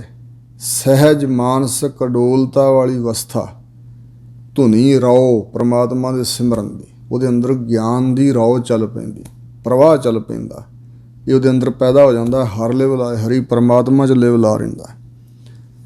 ਇੱਕ ਸਾਡੇ ਪੰਥ ਵਿੱਚ ਮਹਾਂਪੁਰਸ਼ ਹੋਏ ਨੇ, ਉਹਨਾਂ ਦਾ ਨਾਂ ਸੀ ਸ਼੍ਰੀਮਾਨ ਸੰਤ ਕਰਤਾਰ ਸਿੰਘ ਜੀ ਬਰਿਆਰਾਂ ਵਾਲੇ। ਬਰਿਆਰ ਪਿੰਡ ਹੈ ਜ਼ਿਲ੍ਹਾ ਗੁਰਦਾਸਪੁਰ 'ਚ, ਘੁਮਾਣਾ ਦੇ ਪਾਸ। ਅਤੇ ਉਹ ਗ੍ਰਸਤੀ ਸੰਤ ਸਨ। ਆਪਣੀਆਂ ਗ੍ਰਸਤ ਦੀਆਂ ਜ਼ਿੰਮੇਵਾਰੀਆਂ ਵੀ ਉਹਨਾਂ ਨੇ ਨਿਭਾਈਆਂ। ਉਹਨਾਂ ਦੀ ਅੰਸ-ਬੰਸ ਅੱਜ ਵੀ ਹੈ ਦੁਨੀਆ 'ਤੇ। ਔਰ ਉਹ ਗੁਰਮੁਖ ਪਿਆਰੇ ਚੜ੍ਹਾਈ ਕਰਨ ਤੋਂ ਕੁਝ ਸਮਾਂ ਪਹਿਲਾਂ ਅੰਮ੍ਰਿਤ ਵੇਲੇ ਜਦੋਂ ਸਿਮਰਨ ਵਿੱਚ ਬੈਠੇ ਹੁੰਦੇ ਸਨ ਇਕਾਂਤ ਵਿੱਚ, ਅਤੇ ਉਹਨਾਂ ਦੀ ਧੁਨੀ ਵਿੱਚੋਂ, ਜਿਹੜੀ ਨਾਭੀ ਹੈ ਨਾ ਸਾਡੀ ਧੁਨੀ, ਇੱਥੋਂ ਇੱਕ ਆਵਾਜ਼ ਪੈਦਾ ਹੁੰਦੀ ਸੀ ਅਤੇ ਦੂਰ ਦੂਰ ਤੱਕ ਚਾਰ ਚੁਫੇਰੇ ਸੁਣਾਈ ਦਿੰਦੀ ਸੀ। ਪੁੱਛਿਆ ਸੀ ਜੀ ਇਹ ਕੀ? ਕਹਿਣ ਲੱਗੇ ਇਹ ਸਹਿਜ ਧੁਨ ਪ੍ਰਗਟ ਹੋਈ ਹੈ, ਗਿਆਨ ਅਵਸਥਾ ਜਾ ਕੇ ਇੱਕ ਧੁਨ ਪ੍ਰਗਟ ਹੋਈ ਹੈ ਜਿਹੜੀ ਬਦੋ ਬਦੀ ਸਾਡੇ ਸਰੀਰ 'ਚੋਂ ਬਾਹਰ ਨੂੰ ਜਾ ਰਹੀ। ਕਹਿੰਦੇ ਜੀ ਜੇ ਕੋਈ ਸੁਣੇ ਤਾਂ ਉਹਨੂੰ ਕੋਈ ਲਾਭ ਹੋਵੇਗਾ। ਕਹਿਣ ਲੱਗੇ ਚਾਹੇ ਅਣਚਾਹੇ ਕਿਸੇ ਦੇ ਵੀ ਕੰਨਾਂ ਵਿੱਚ ਇਹ ਪੈ ਗਈ ਤੇ ਉਹ ਟੇਢੀਆਂ ਜੂਨਾਂ 'ਚ ਨਹੀਂ ਪਵੇਗਾ। ਇਸ ਦਾ ਇਹ ਪ੍ਰਤਾਪ ਹੈ। ਸੋ ਅੰਦਰ ਹੀ ਅੰਦਰ ਕਈ ਗੁਰਮੁਖਾਂ ਦੇ ਅੰਦਰ ਪੈਦਾ ਹੁੰਦੀ ਹੈ ਪਰ ਬਾਹਰ ਪ੍ਰਗਟ ਨਹੀਂ ਦਿਖਾਈ ਦਿੰਦੀ, ਪਰ ਉਹਨਾਂ ਦੇ ਸਰੀਰ ਵਿੱਚੋਂ ਬਾਹਰ ਪ੍ਰਗਟ ਸੁਣਾਈ ਦਿੰਦੀ ਸੀ। ਸਹਿਜ ਧੁਨੀ ਉਪਜਿਆ ਹਰ ਲਿਵ ਲਾਏ। ਜਿਹੜਾ ਮਨ ਕਰਕੇ ਹਰੀ ਪਰਮਾਤਮਾ ਵਿੱਚ ਜਿਹਦੀ ਸੁਰਤ ਜੁੜੀ ਰਹਿੰਦੀ ਹੈ, ਲਿਵ ਲਾ ਕੇ ਰਹਿੰਦਾ, ਉਹਦੇ ਅੰਦਰ ਇਹ ਸਹਿਜ ਧੁਨ, ਸ਼ਾਂਤੀ ਵਾਲੀ ਧੁਨ, ਮਾਨਸਿਕ ਅਡੋਲਤਾ ਵਾਲੀ ਧੁਨ, ਗਿਆਨ ਵਾਲੀ ਧੁਨ, ਗਿਆਨ ਦੇ ਸਹਿਤ ਪਰਮਾਤਮਾ ਦੇ ਸਿਮਰਨ ਵਿੱਚ ਮਨ ਦਾ ਜੁੜਿਆ ਰਹਿਣਾ। ਹੁਣ ਵੀ ਮਨ ਸਾਡਾ ਕੁਛ ਨਾ ਕੁਛ ਕਰਦਾ ਕਿਸੇ ਧੁਨੀ ਵਿੱਚ ਹੈ, ਪਰ ਉਹ ਗਿਆਨ ਵਾਲੀ ਧੁਨੀ ਨਹੀਂ, ਉਹ ਅਗਿਆਨ ਵਾਲੀ ਧੁਨੀ ਹੈ। ਇਹਦੇ ਅੰਦਰ ਫੁਰਨੇ ਚੱਲ ਰਹੇ ਨੇ, ਖਿਆਲ ਚੱਲ ਰਹੇ ਨੇ ਮਨ ਅੰਦਰ। ਇਹ ਸੰਸਾਰ ਹੈ, ਉੱਥੇ ਸੰਸਾਰ ਖਤਮ ਹੈ, ਉੱਥੇ ਵਾਹਿਗੁਰੂ ਦੇ ਨਾਮ ਦੀ ਧੁਨ ਹੈ, ਪਰਮਾਤਮਾ ਦੇ ਗਿਆਨ ਦੀ ਧੁਨ ਹੈ। ਰਹਾਉ ਤ੍ਰੈ ਗੁਣ ਕਾਲੈ ਕੀ ਸਿਰ ਕਾਰਾ। ਜੋ ਮਾਇਆ ਦੇ ਤਿੰਨੇ ਗੁਣ ਹਨ, ਤਮੋ ਗੁਣ, ਸਤੋ ਗੁਣ, ਰਜੋ ਗੁਣ, ਇਹ ਤ੍ਰੈ ਗੁਣ ਕਾਲੈ ਕੀ ਸਿਰ ਕਾਰਾ, ਇਹ ਕਾਲ ਦੀ ਹੀ ਸਿਰ ਤੇ ਕਾਰ ਹੈ। ਤ੍ਰੈ ਗੁਣ ਜਿਹੜੇ ਮਾਇਆ ਦੇ ਤਿੰਨੇ ਗੁਣ ਹਨ, ਇਹ ਕਾਲ ਦੀ ਹੀ ਸਿਰ ਕਾਰ ਹੈ। ਕਾਲ ਦਾ ਹੀ ਹੁਕਮ ਸਿਰ ਤੇ ਵੱਜ ਰਿਹਾ ਮਨੁੱਖ ਦੇ। ਜਦੋਂ ਤੱਕ ਤਿੰਨਾਂ ਗੁਣਾਂ ਵਿੱਚ ਜੀਵ ਜਿਉਂਦਾ ਹੈ, ਉਦੋਂ ਤੱਕ ਕਾਲ ਦਾ ਪ੍ਰਭਾਵ ਇਸ ਦੇ ਸਿਰ ਤੇ ਹੈ। ਨਾਮ ਨਾ ਚੇਤਹਿ ਉਪਾਵਨ ਹਾਰਾ, ਕਿਉਂਕਿ ਇਹ ਜੀਵ ਪਰਮਾਤਮਾ ਦੇ ਉਸ ਨਾਮ ਨੂੰ ਚੇਤੇ ਨਹੀਂ ਕਰਦੇ ਜੋ ਸਾਰੀ ਸ੍ਰਿਸ਼ਟੀ ਨੂੰ ਪੈਦਾ ਕਰਨ ਵਾਲਾ ਹੈ। ਅਸਲ ਵਿੱਚ ਸਾਰੇ ਧਰਮਾਂ ਨੇ ਇਹ ਗੱਲ ਮੰਨੀ ਹੈ ਕਿ ਪਹਿਲਾਂ ਕਈ ਯੁਗਾਂ ਯੁਗਾਂਤਰਾਂ ਤੱਕ ਅੰਧ ਧੁੰਦ ਗੁਬਾਰ ਛਾਇਆ ਹੋਇਆ ਸੀ, ਕੁਛ ਨਹੀਂ ਸੀ। ਪਰਮਾਤਮਾ ਤਾਂ ਹੈ ਸੀ, ਪਰ ਉਹ ਪਰਮਾਤਮਾ ਦੀ ਹੋਣ ਤੋਂ ਬਗੈਰ ਹੋਰ ਕੁਛ ਨਹੀਂ ਸੀ, ਅੰਧ ਗੁਬਾਰ ਸੀ। ਅਰਬਦ ਨਰਬਦ ਧੁੰਦੂ ਕਾਰਾ, ਧਰਨ ਨ ਗਗਨਾ ਹੁਕਮ ਅਪਾਰਾ, ਨਾ ਦਿਨ ਰੈਣ ਨ ਚੰਦ ਨ ਸੂਰਜ, ਸੁੰਨੇ ਸੁੰਨ ਸਮਾਏ ਦਾ। ਇਹ ਮਾਰੂ ਰਾਗ ਵਿੱਚ ਸ਼ਬਦ ਹੈ ਸਤਿਗੁਰਾਂ ਦਾ। ਅਰਬਾਂ ਖਰਬਾਂ ਸਾਲ ਧੁੰਦੂਕਾਰ ਹੀ ਰਿਹਾ। ਫਿਰ ਪਰਮਾਤਮਾ ਨੇ ਇੱਛਾ ਕੀਤੀ ਕੁਝ ਰਚਨਾ ਕਰੀਏ ਤੇ ਨਾਮ ਉਚਾਰਨ ਕੀਤਾ ਆਪਣਾ। ਪ੍ਰਥਮੇ ਓੰਕਾਰ ਤਨ ਕਹਾ, ਸੋ ਧੁਨ ਪੂਰ ਜਗਤ ਮੋਰਾਹਾ। ਹਜ਼ੂਰ ਦਸਮ ਪਾਤਸ਼ਾਹ ਦਾ ਬਚਨ। ਸਤਿਗੁਰੂ ਨਾਨਕ ਦੇਵ ਜੀ ਨੇ ਵੀ ਕਿਹਾ ਹੈ, ਕੀਤਾ ਪਸਾਓ ਏਕੋ ਕਵਾਓ। ਕਵਾਓ ਵਾਕ, ਪਰਮਾਤਮਾ ਨੇ ਇੱਕ ਵਾਕ ਤੋਂ ਸਾਰਾ ਪਸਾਰਾ ਪਸਾਰਿਆ। ਮੁਸਲਮਾਨ ਵੀ ਮੰਨਦੇ ਨੇ ਉਹਨਾਂ ਦੇ ਧਰਮ ਗ੍ਰੰਥ ਤੇ ਵਾਹਿਗੁਰੂ ਨੇ, ਪਰਮਾਤਮਾ ਖੁਦਾ ਨੇ ਕੁਨ ਸ਼ਬਦ ਉਚਾਰਿਆ। ਕੁਨ ਦਾ ਅਰਥ ਹੈ ਕਰਨਾ। ਫਾਰਸੀ 'ਚ ਕੁਨ ਸ਼ਬਦ ਦਾ ਨਾਮ ਅਰਥ ਹੈ ਕਰਨਾ। ਮੈਂ ਕੁਛ ਕਰਾਂ ਤੇ ਕੁਨ ਉਚਾਰਿਆ ਤੇ ਉਹਦੇ ਤੋਂ ਪਸਾਰਾ ਪਸਰ ਗਿਆ। ਸਾਇੰਟਿਸਟ ਲੋਕ, ਵਿਗਿਆਨੀ ਵੀ ਖੋਜ ਕਰਦੇ ਹੋਏ ਆਪਣੇ ਢੰਗ ਨਾਲ ਇੱਥੋਂ ਤੱਕ ਪਹੁੰਚ ਗਏ ਨੇ ਵੀ ਪਹਿਲਾਂ ਅੰਧ ਗੁਬਾਰ ਸੀ, ਫਿਰ ਇੱਕ ਆਵਾਜ਼ ਗੂੰਜੀ, ਇੱਕ ਧੁਨ ਪ੍ਰਗਟ ਹੋਈ, ਇੱਕ ਸ਼ਬਦ ਹੋਇਆ, ਸ਼ਬਦ ਗੂੰਜਿਆ।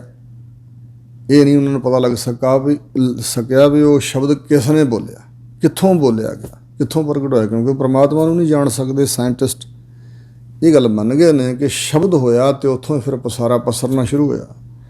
ਸੋ ਇਸ ਪ੍ਰਕਾਰ ਨਾਮ ਕੇ ਧਾਰੇ ਸਗਲੇ ਜੰਤ, ਨਾਮ ਕੇ ਧਾਰੇ ਖੰਡ ਬ੍ਰਹਿਮੰਡ, ਨਾਮ ਕੇ ਧਾਰੇ ਸਿਮਰਤ ਵੇਦ ਪੁਰਾਨ, ਨਾਮ ਕੇ ਧਾਰੇ ਸੁਨਨ ਗਿਆਨ ਧਿਆਨ, ਨਾਮ ਕੇ ਧਾਰੇ ਆਗਾਸ ਪਾਤਾਲ, ਨਾਮ ਕੇ ਧਾਰੇ ਸਗਲਾਕਾਰ, ਨਾਮ ਕੇ ਧਾਰੇ ਪੁਰੀਆ ਸਭ ਭਵਨ, ਨਾਮ ਕੇ ਸੰਗ ਉਦਰੇ ਸੁਨ ਸ਼ਰਵਨ। ਕਰ ਕਿਰਪਾ ਜਿਸ ਆਪਣਾ ਨਾਮ ਲਾਏ, ਨਾਨਕ ਚੌਥੇ ਪਦ ਮਹਿ ਸੋ ਜਨ ਗਤ ਪਾਏ। ਜਿੱਥੋਂ ਸ਼ੁਰੂਆਤ ਹੋਈ ਉਹ ਮੁੱਢ ਮੂਲ ਨਾਲ ਕੋਈ ਜੁੜੇ ਤੇ ਫਿਰ ਕਲਿਆਣ ਹੈ। ਅਸੀਂ ਪਸਾਰੇ ਵਿੱਚ ਜੁੜ ਗਏ। ਜੋ ਪਸਰਿਆ ਹੋਇਆ ਨਾ ਪਸਾਰ ਸਾਰਾ ਇਹਦੇ ਵਿੱਚ ਜੁੜਿਆ। ਜੋ ਇਸ ਪਸਾਰੇ ਨੂੰ ਪਸਾਰਨ ਵਾਲਾ ਹੈ, ਉਪਾਵਨ ਹਾਰਾ। ਉਪਾਉਣਾ ਹੁੰਦਾ ਪੈਦਾ ਕਰਨਾ, ਰਚਨਾ। ਨਾਮ ਨਾ ਚਿੱਤ ਹੈ ਉਪਾਵਨ ਹਾਰਾ। ਉਪਾਵਨ ਹਾਰ ਪਰਮਾਤਮਾ ਦਾ ਉਹ ਨਾਮ, ਜਿਸ ਨਾਮ ਦੁਆਰਾ ਸ੍ਰਿਸ਼ਟੀ ਬਣੀ ਹੈ, ਉਸ ਨਾਮ ਨੂੰ ਚੇਤੇ ਨਹੀਂ ਕਰਦੇ ਹਨ ਜੀ। ਫਿਰ ਦਾ ਫਲ ਕੀ ਹੋਇਆ? ਮਰ ਜੰਮੈ ਫਿਰ ਵਾਰੋ ਵਾਰਾ। ਹੁਣ ਜਨਮ ਮਿਲਿਆ ਹੈ, ਫਿਰ ਮਰ ਕੇ ਫਿਰ ਜੰਮਣਗੇ। ਫਿਰ ਮਰਨਗੇ, ਫਿਰ ਜੰਮਣਗੇ, ਵਾਰੀ ਵਾਰੀ, ਦੁਬਾਰਾ ਦੁਬਾਰਾ, ਪੁਨः ਪੁਨः, ਵਾਰ ਵਾਰ ਮਰ ਮਰ ਕੇ ਜੰਮਣਗੇ, ਜੰਮ ਜੰਮ ਕੇ ਮਰਨਗੇ। ਇੰਜ ਹੁੰਦਾ। ਅੰਧੇ ਗੁਰੂ ਤੇ ਭਰਮ ਨਾ ਜਾਈ। ਜਿਹੜਾ ਅੰਨਾ ਗੁਰੂ ਹੈ, ਹੁਣ ਇੱਥੇ ਇਹਨਾਂ ਚਮਦੀਆਂ ਅੱਖਾਂ ਤੋਂ ਅੰਨਾ ਨਹੀਂ ਅਰਥ, ਕਿਉਂਕਿ ਸੂਰਦਾਸ ਜੀ ਵਰਗੇ ਜਿਹੜੇ ਨੇਤਰਾਂ ਤੋਂ ਹੀਣੇ ਸਨ, ਪਰ ਉਹਨਾਂ ਦੀ ਬਾਣੀ ਸ਼੍ਰੀ ਗੁਰੂ ਗ੍ਰੰਥ ਸਾਹਿਬ ਵਿੱਚ ਹੈ, ਕਿਉਂਕਿ ਭਗਤ ਸਨ। ਅੰਨਾ ਗੁਰੂ ਹੁੰਦਾ ਵੀ ਜਿਹੜਾ ਆਤਮਿਕ ਗਿਆਨ ਵੱਲੋਂ ਅੰਨਾ ਹੈ, ਪਰਮਾਤਮਾ ਦੇ ਸਿਮਰਨ ਵੱਲੋਂ ਅੰਨਾ। ਜਿਵੇਂ ਹਜ਼ੂਰ ਨੇ ਕਿਹਾ, ਅੰਧੇ ਇਹ ਨਾ ਆਖੀਨ ਜਿਨ ਮੁਖ ਲੋਇਣ ਨਾ ਹੈ, ਅੰਧੇ ਸਹੀ ਨਾਨਕਾ ਜੇ ਖਸਮੋਂ ਕੁੱਥੇ ਜਾਏ। ਕੁੱਥੇ ਜਾਣਾ, ਖਸਮ ਵੱਲੋਂ ਖੁੰਝ ਗਏ, ਜਿਹੜੇ ਘੁੱਸ ਗਏ ਪਰਮਾਤਮਾ ਦੇ ਸਿਮਰਨ ਵੱਲੋਂ, ਵਾਹਿਗੁਰੂ ਦੀ ਯਾਦ ਵੱਲੋਂ ਜਿਹੜੇ ਖੁੰਝੇ ਰਹੇ, ਉਹ ਅੰਨੇ ਨੇ। ਸੋ ਇਸ ਪ੍ਰਕਾਰ ਜਿਹੜਾ ਅੰਨਾ ਗੁਰੂ ਹੈ, ਗੁਰੂ ਸਦਾਏ ਅਗਿਆਨੀ ਅੰਧਾ ਕਿਸ ਉਹ ਮਾਰਗ ਪਾਏ। ਜਿਹੜਾ ਗੁਰੂ ਸਦਾਉਂਦਾ ਹੈ ਅਗਿਆਨੀ ਅੰਨਾ, ਉਹ ਕਿਸ ਨੂੰ ਸ਼ੁਭ ਮਾਰਗ ਤੇ ਪਾ ਸਕਦਾ ਜਿਹਦੇ ਆਪਣੇ ਪੱਲੇ ਕੁਛ ਨਹੀਂ। ਜਿਹੜਾ ਅਗਿਆਨਤਾ ਦੇ ਅੰਧਤਾਈ ਵਿੱਚ ਗਰਸਿਆ ਹੋਇਆ, ਜਿਹਦੇ ਅੰਦਰ ਹੀ ਗੁਬਾਰ ਹੈ।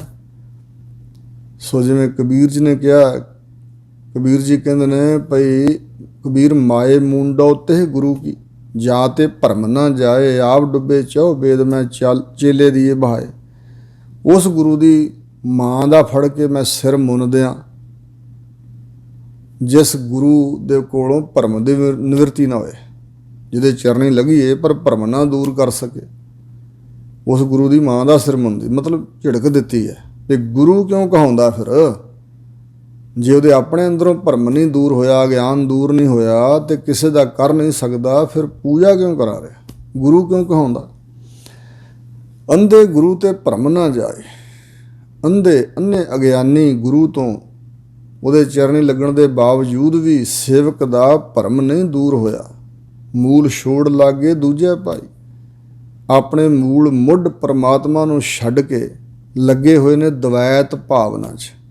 ਵਾਹਿਗੁਰੂ ਦਾ ਪਾਸਾ ਛੱਡ ਕੇ ਜਿਹੜੀ ਮਾਇਆ ਹੈ, ਮਾਇਆ ਦੇ ਮੋਹ ਵਿੱਚ ਲੱਗੇ ਹੋਏ ਨੇ, ਆਪਣੇ ਮੂਲ ਅਸਲੇ ਨੂੰ ਛੱਡ ਕੇ। ਬਿਖ ਕਾ ਮਾਤਾ ਬਿਖ ਮਾਹੇ ਸਮਾਈ, ਉਹ ਬਿਖ ਜ਼ਹਿਰ ਜਿਹੜੀ ਵਿਕਾਰਾਂ ਦੀ, ਇਹਦੇ ਵਿੱਚ ਮਸਤਿਆ ਹੋਇਆ, ਤੇ ਇਸ ਬਿਖ ਜ਼ਹਿਰ ਵਿੱਚ ਹੀ ਸਮਾ ਜਾਏਗਾ। ਜੰਮਣ ਮਰਨ ਦੇ ਵਿੱਚ ਹੀ ਸਮਾਇਆ ਰਹੇਗਾ। ਵਿਕਾਰਾਂ 'ਚ ਮਸਤਿਆ ਹੋਇਆ, ਬਿਖ ਜ਼ਹਿਰ ਮਾਇਆ ਦੇ ਵਿੱਚ ਮਸਤਿਆ ਹੋਇਆ, ਮਾਇਆ ਵਿੱਚ ਹੀ ਸਮਾਇਆ ਰਹੇਗਾ, ਸੰਸਾਰ ਤੋਂ ਨਿਕਲ ਨਹੀਂ ਸਕੇਗਾ। ਜੰਮਣ ਮਰਨ 'ਚ ਉਹ ਫਸਿਆ ਰਹੇਗਾ। ਮਾਇਆ ਕਰ ਮੂਲ ਜੰਤਰ ਪ੍ਰਮਾਏ। ਇਸ ਪੰਕਤੀ ਦਾ ਅਰਥ ਦੋ ਤਰ੍ਹਾਂ ਨਾਲ ਹੋਇਆ, ਕਿਉਂਕਿ ਮਾਇਆ ਕਰ ਮੂਲ ਜੰਤਰ ਪ੍ਰਮਾਏ, ਇਹ ਸੰਪਰਦਾਈ ਗਿਆਨੀਆਂ ਦਾ ਕੀਤਾ ਹੋਇਆ ਅਰਥ ਹੈ ਕਿ ਪਰਮਾਤਮਾ ਨੇ ਮਾਇਆ ਕਰਕੇ ਪੈਦਾ, ਮਾਇਆ ਨੂੰ ਕੀ ਬਣਾਇਆ? ਮੂਲ ਜੰਤਰ, ਚੰਡੋਲ ਪੰਘੂੜਾ, ਤੇ ਇਸ ਪੰਘੂੜੇ ਤੇ ਜਾਨੀ ਚੜ੍ਹ ਕੇ ਮਾਇਆ ਕਰ ਮੂਲ ਜੰਤਰ, ਮਾਇਆ ਨੂੰ ਪੰਘੂੜਾ ਬਣਾ ਕੇ ਇਹਦੇ 'ਚ ਫਸਾ ਕੇ ਲੋਕਾਂ ਨੂੰ ਭਰਮਾਇਆ ਹੋਇਆ। ਕਿਉਂਕਿ ਜਿਨ ਮਾਇਆ ਦੀਨੀ ਤਨ ਲਾਈ ਤ੍ਰਿਸ਼ਨਾ, ਜਿਸ ਪਰਮਾਤਮਾ ਨੇ ਮਾਇਆ ਰਚੀ, ਜੀਆਂ ਨੂੰ ਤ੍ਰਿਸ਼ਨਾ ਵੀ ਉਹਨੇ 'ਚ ਬੇੜੀ ਹੋਈ ਹੈ। ਮਾਇਆ 'ਚ ਫਸਾਇਆ ਵੀ ਪਰਮਾਤਮਾ ਨਹੀਂ ਹੈ। ਜੇ ਰਚੀ ਹੈ ਤਾਂ ਜੀਵ ਫਸੇ ਹੋਏ ਨੇ। ਇਹ ਹੈ ਟਕਸਾਲੀ ਪਾਠ, ਮੂਲ ਜੰਤਰ ਇਕੱਠਾ ਕਰਨਾ। ਜਿਵੇਂ ਜੰਤਰ ਵਾਜਾ ਇੱਕ ਜੰਤਰ ਹੁੰਦਾ, ਉਹਨੂੰ ਵਜਾਉਣ ਵਾਲਾ ਵਜੰਤਰੀ। ਇਸੇ ਤਰ੍ਹਾਂ ਕਈ ਜੰਤਰ ਨੇ, ਜਿਵੇਂ ਫੋਨ ਵੀ ਇੱਕ ਜੰਤਰ ਹੈ, ਟੈਲੀਫੋਨ ਇੱਕ ਜੰਤਰ ਹੈ, ਹੋਰ ਕਈ ਜੰਤਰ ਨੇ। ਇਸ ਪ੍ਰਕਾਰ ਹਜ਼ੂਰ ਕਹਿੰਦੇ ਨੇ ਮਾਇਆ ਨੂੰ ਮੂਲ ਜੰਤਰ, ਚੰਡੋਲ ਬਣਾ ਕੇ, ਪੰਘੂੜਾ ਬਣਾ ਕੇ, ਹੰਡੋਲ ਬਣਾ ਕੇ ਜੀਆਂ ਨੂੰ ਭਰਮਾਇਆ ਹੋਇਆ। ਦੂਸਰਾ ਅਰਥ ਇੰਝ ਕਰਦੇ ਨੇ, ਮਾਇਆ ਕਰ ਮੂਲ ਜੰਤਰ ਭਰਮਾਏ। ਸਾਰੇ ਸੰਸਾਰ ਦੀ ਮੁੱਢ ਰੂਪ ਮਾਇਆ ਦਾ ਮੁੱਢ ਪਰਮਾਤਮਾ ਹੈ, ਉਹਨੇ ਰਚਿਆ ਇਸ ਮਾਇਆ ਨੂੰ, ਤੇ ਮਾਇਆ ਬਾਕੀ ਜੀਆਂ ਦਾ ਮੂਲ ਰੂਪ ਹੈ, ਮੁੱਢ ਰੂਪ ਹੈ। ਮਾਇਆ ਕਰ ਮੂਲ ਜੰਤਰ ਭਰਮਾਏ। ਜੰਤਰ ਦਾ ਅਰਥ ਹੈ ਜੰਤ, ਜੀਵ। ਇਹ ਅਨੇਕਾਂ ਜੀਵ ਪਰਮਾਤਮਾ ਨੇ ਭਰਮਾਏ ਹੋਏ ਨੇ ਮਾਇਆ ਨੂੰ ਮੂਲ ਬਣਾ ਕੇ। ਇਸੇ ਤਰ੍ਹਾਂ ਮਾਇਆ ਕਰ ਮੂਲ ਜੰਤਰ ਭਰਮਾਏ, ਮੂਲ ਰੂਪ ਪਰਮਾਤਮਾ ਨੇ ਕਰਕੇ ਮਾਇਆ ਦੀ ਰਚਨਾ ਕਰਕੇ ਜੰਤਰ ਸਾਰੇ ਜੀਵ ਭਰਮਾਏ ਹੋਏ ਨੇ। ਇਹ ਇਸ ਤਰ੍ਹਾਂ ਦੋ ਤਰ੍ਹਾਂ ਨਾਲ, ਤਿੰਨ ਤਰ੍ਹਾਂ ਨਾਲ ਅਰਥ ਹੋ ਗਏ। ਹਰ ਜੀਉ ਵਿਸਰਿਆ ਦੂਜਾ ਪਾਏ। ਸੰਸਾਰ ਮਾਇਆ ਦੇ ਮੋਹ ਵਿੱਚ ਪਿਆ ਹੋਇਆਂ ਜੀਆਂ ਨੂੰ ਹਰੀ ਅਕਾਲ ਪੁਰਖ ਪਰਮਾਤਮਾ ਵਿਸਰ ਗਿਆ, ਭੁੱਲ ਗਿਆ ਹੈ, ਉਹਦੀ ਯਾਦ ਤੋਂ ਦੂਰ ਹੋ ਗਏ। ਜਿਵੇਂ ਬਚਨ ਵਿੱਚੋਂ ਗਰਭੈ ਨਿਕਲ ਆਇਆ, ਖਸਮ ਵਸਾਰ ਦੁਨੀ ਚਿਤ ਲਾਇਆ। ਲਿਵ ਛੁੜਕੀ ਲੱਗੀ ਤ੍ਰਿਸ਼ਨਾ, ਮਾਇਆ ਅਮਰ ਵਰਤਾਇਆ। ਮਾਂ ਦੇ ਗਰਭ ਵਿੱਚ ਬਹੁਤ ਘੁੱਪ ਹਨੇਰੇ ਵਿੱਚ, ਕਾਲ ਕੋਠੜੀ 'ਚ ਪੁੱਠਾ ਲੜਕ ਰਿਹਾ ਜੀਵ।